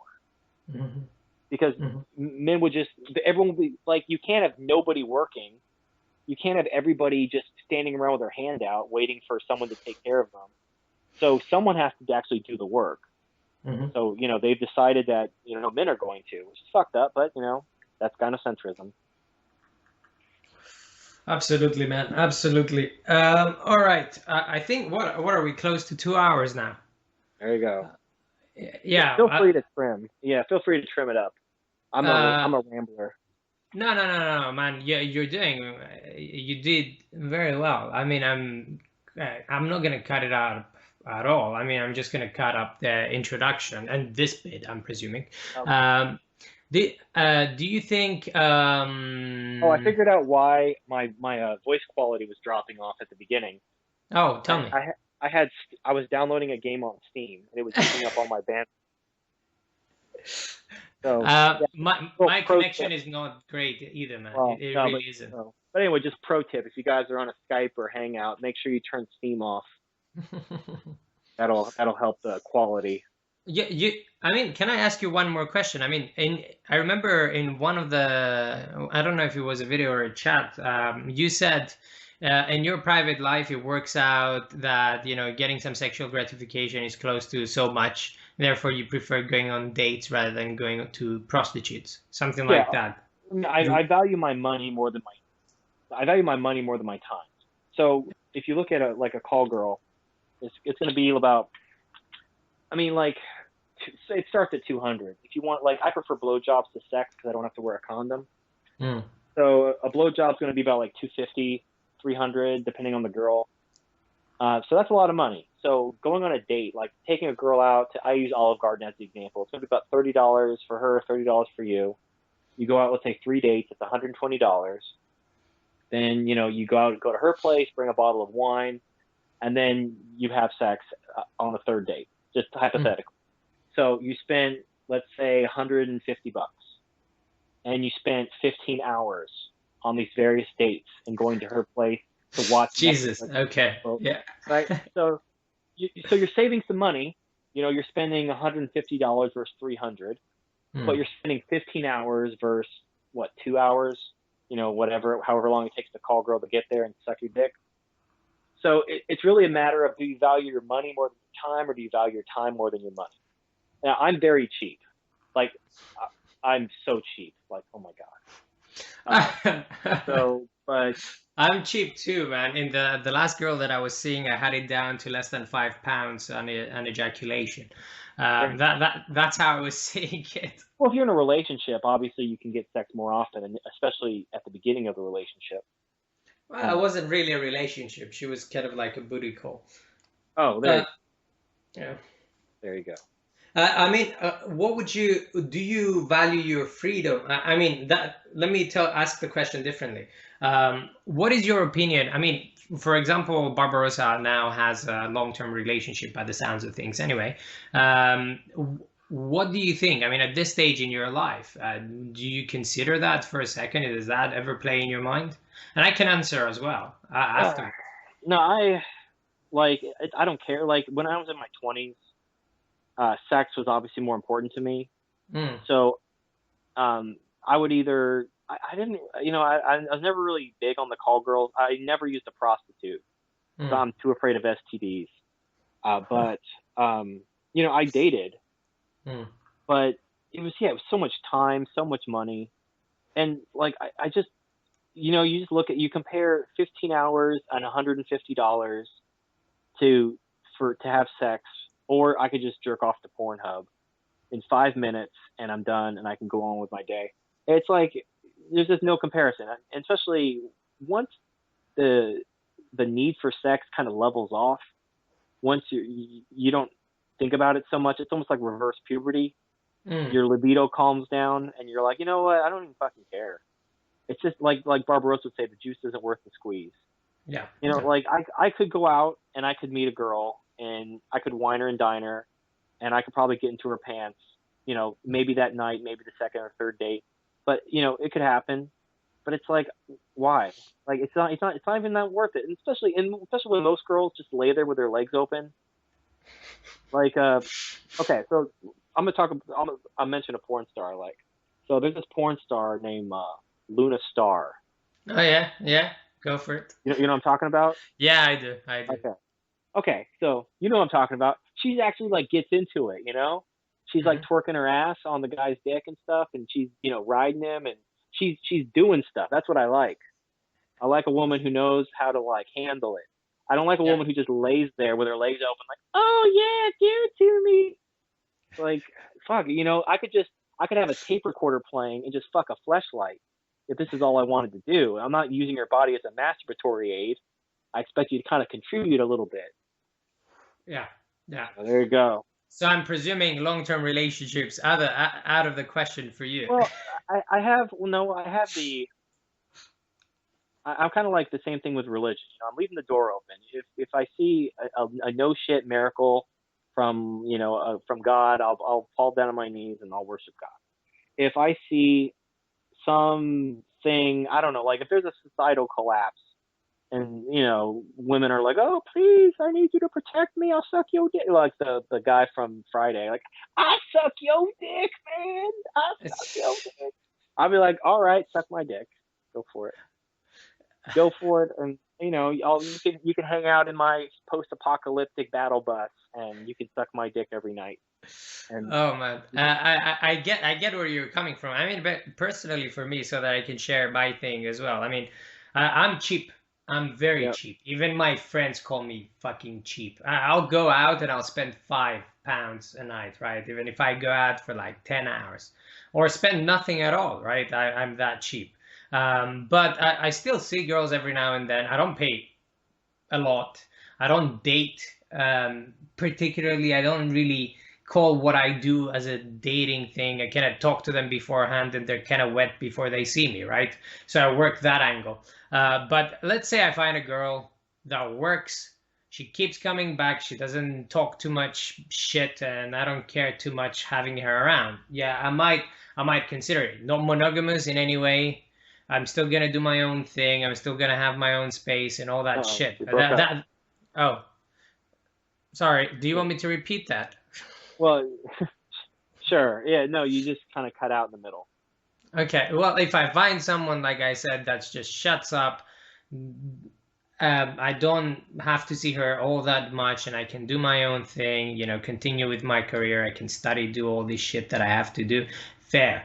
But I'm not actively looking for that. I'm not actively searching for that. But in the past, situations like that, like with girls just randomly showed up out of nowhere.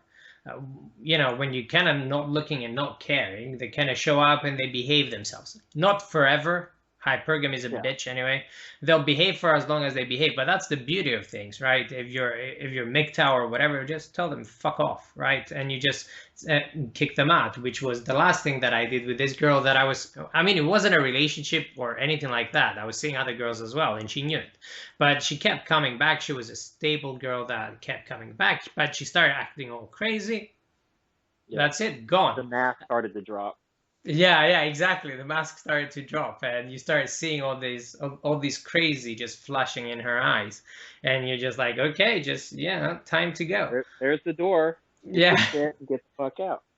Well, let me Not, rephrase my thing.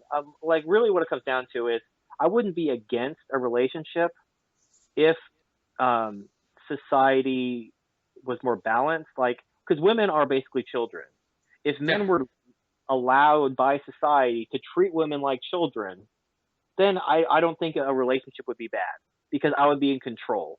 I wouldn't have to worry about her making off with my children and my shit and having white knights and the cops come beat my ass for defending myself. I'm in charge. I'm in control. I have the power.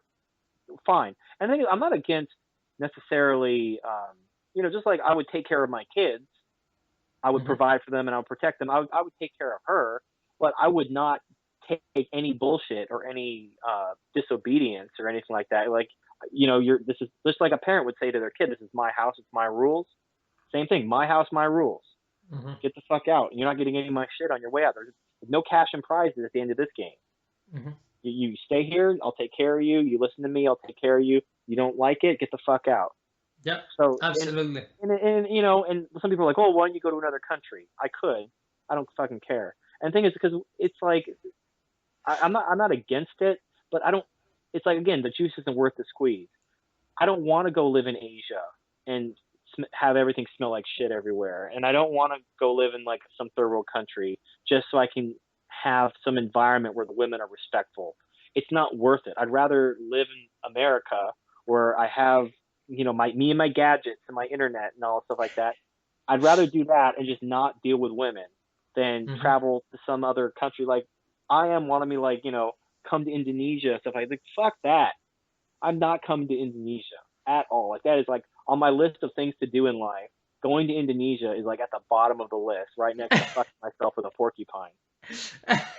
Well, yeah, it's exactly how I think about things. It's not about moving because it's not the search. I'm not actively searching for a partner or a girlfriend or anything like that. And it doesn't matter either way. If it works out, if someone shows up, kind of like shows up at my door and stuff like that, fair, right? And it works out for some strange reason, fair. We're not talking the waltz here or anything like that because Yeah, I have it's just no false perceptions. Yeah, yeah, exactly. Just it's, someone that works with kind of how I am. And it's not too crazy for me to go like, yeah, I kind of want to kill you now. I think it's time to go. well, it's Uh, I mean, you're in a unique position because women, I mean, because you're a doctor and doctors are a high status career. Women are going to basically offer themselves to you, hoping to hook you with their sexuality. it happens, yeah. So, no, like the average guy, not going to happen. A guy could be so super cool and confident, and if he doesn't have, if he doesn't show as well. And the thing is like you don't have to dress like a doctor to get attention because it's going to get around, or it might be dropped casually in conversation, and that's all a woman needs to know. Oh, you're a doctor. Oh yeah, her pussy's getting all kinds of wet at that. And the thing is, yeah, she'll say, "Oh yeah, I just want to be casual. Let's just be fuck buddies or something like that." But she's hoping long term she hooks you, and Mm. it's a high risk, high reward thing because she gets you to fall in love with her. Now she's married a doctor. When she divorces you, she's going to get all that money. So And I think you're absolutely right. The amount of shit that I get away with just yeah, because of that. I know it's not just my character, although I'm lovely and all that shit. yeah, like It's not just that. I do know that there is an element of that into it because right now, most women that I have ever talked to since I graduated from med school and then I moved on into working and all that stuff.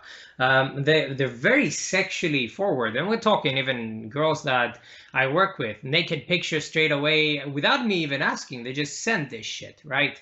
Um, and it's maybe a they think you're a gynecologist. I don't think they want me to have a deeper look into their vaginas with my eyes rather than with something else. It's kind of it's strange, but there is an element of that into it. And yeah, it is a strange point, but I'm still not interested. And it's not about getting hooked. No, no, And it's it's not. And you didn't become a doctor hmm, to attract women. You did it because you actually wanted to help people and make a difference in their lives, and you actually find the work rewarding. yeah. So it just happens, but it happens to be a high status career that women, like a doctor, a lawyer, a politician, whatever, a CEO, an executive. There are certain careers where if you have that career and people know it, women are going to throw their vaginas at you. Or like a rock star. If you were in a successful band and you were touring, women would just come at you with their panties and their flash their tits and want to fuck you in the trailer. And the thing is, these women who will fuck these rock stars without even two words would Hmm. go home, and when a normal guy with a normal job would come on to them, they would be like, "I'm not that type of girl." Hmm. Hmm. So it's all contextual. So Yeah. I don't like. There was a one guy, Steve Hoka. He actually made a bunch of videos about me. I don't know. I think he's gay for me or something, but Yeah. he talks about how everything's about the pussy and everything you do for the pussy, and it's like, dude, no, like you can pick like people do a job they enjoy, and sometimes and some people like Stardust did a video called the post red pill malaise, Yeah. where it's about guys who do a job they really don't like. They did it for the money.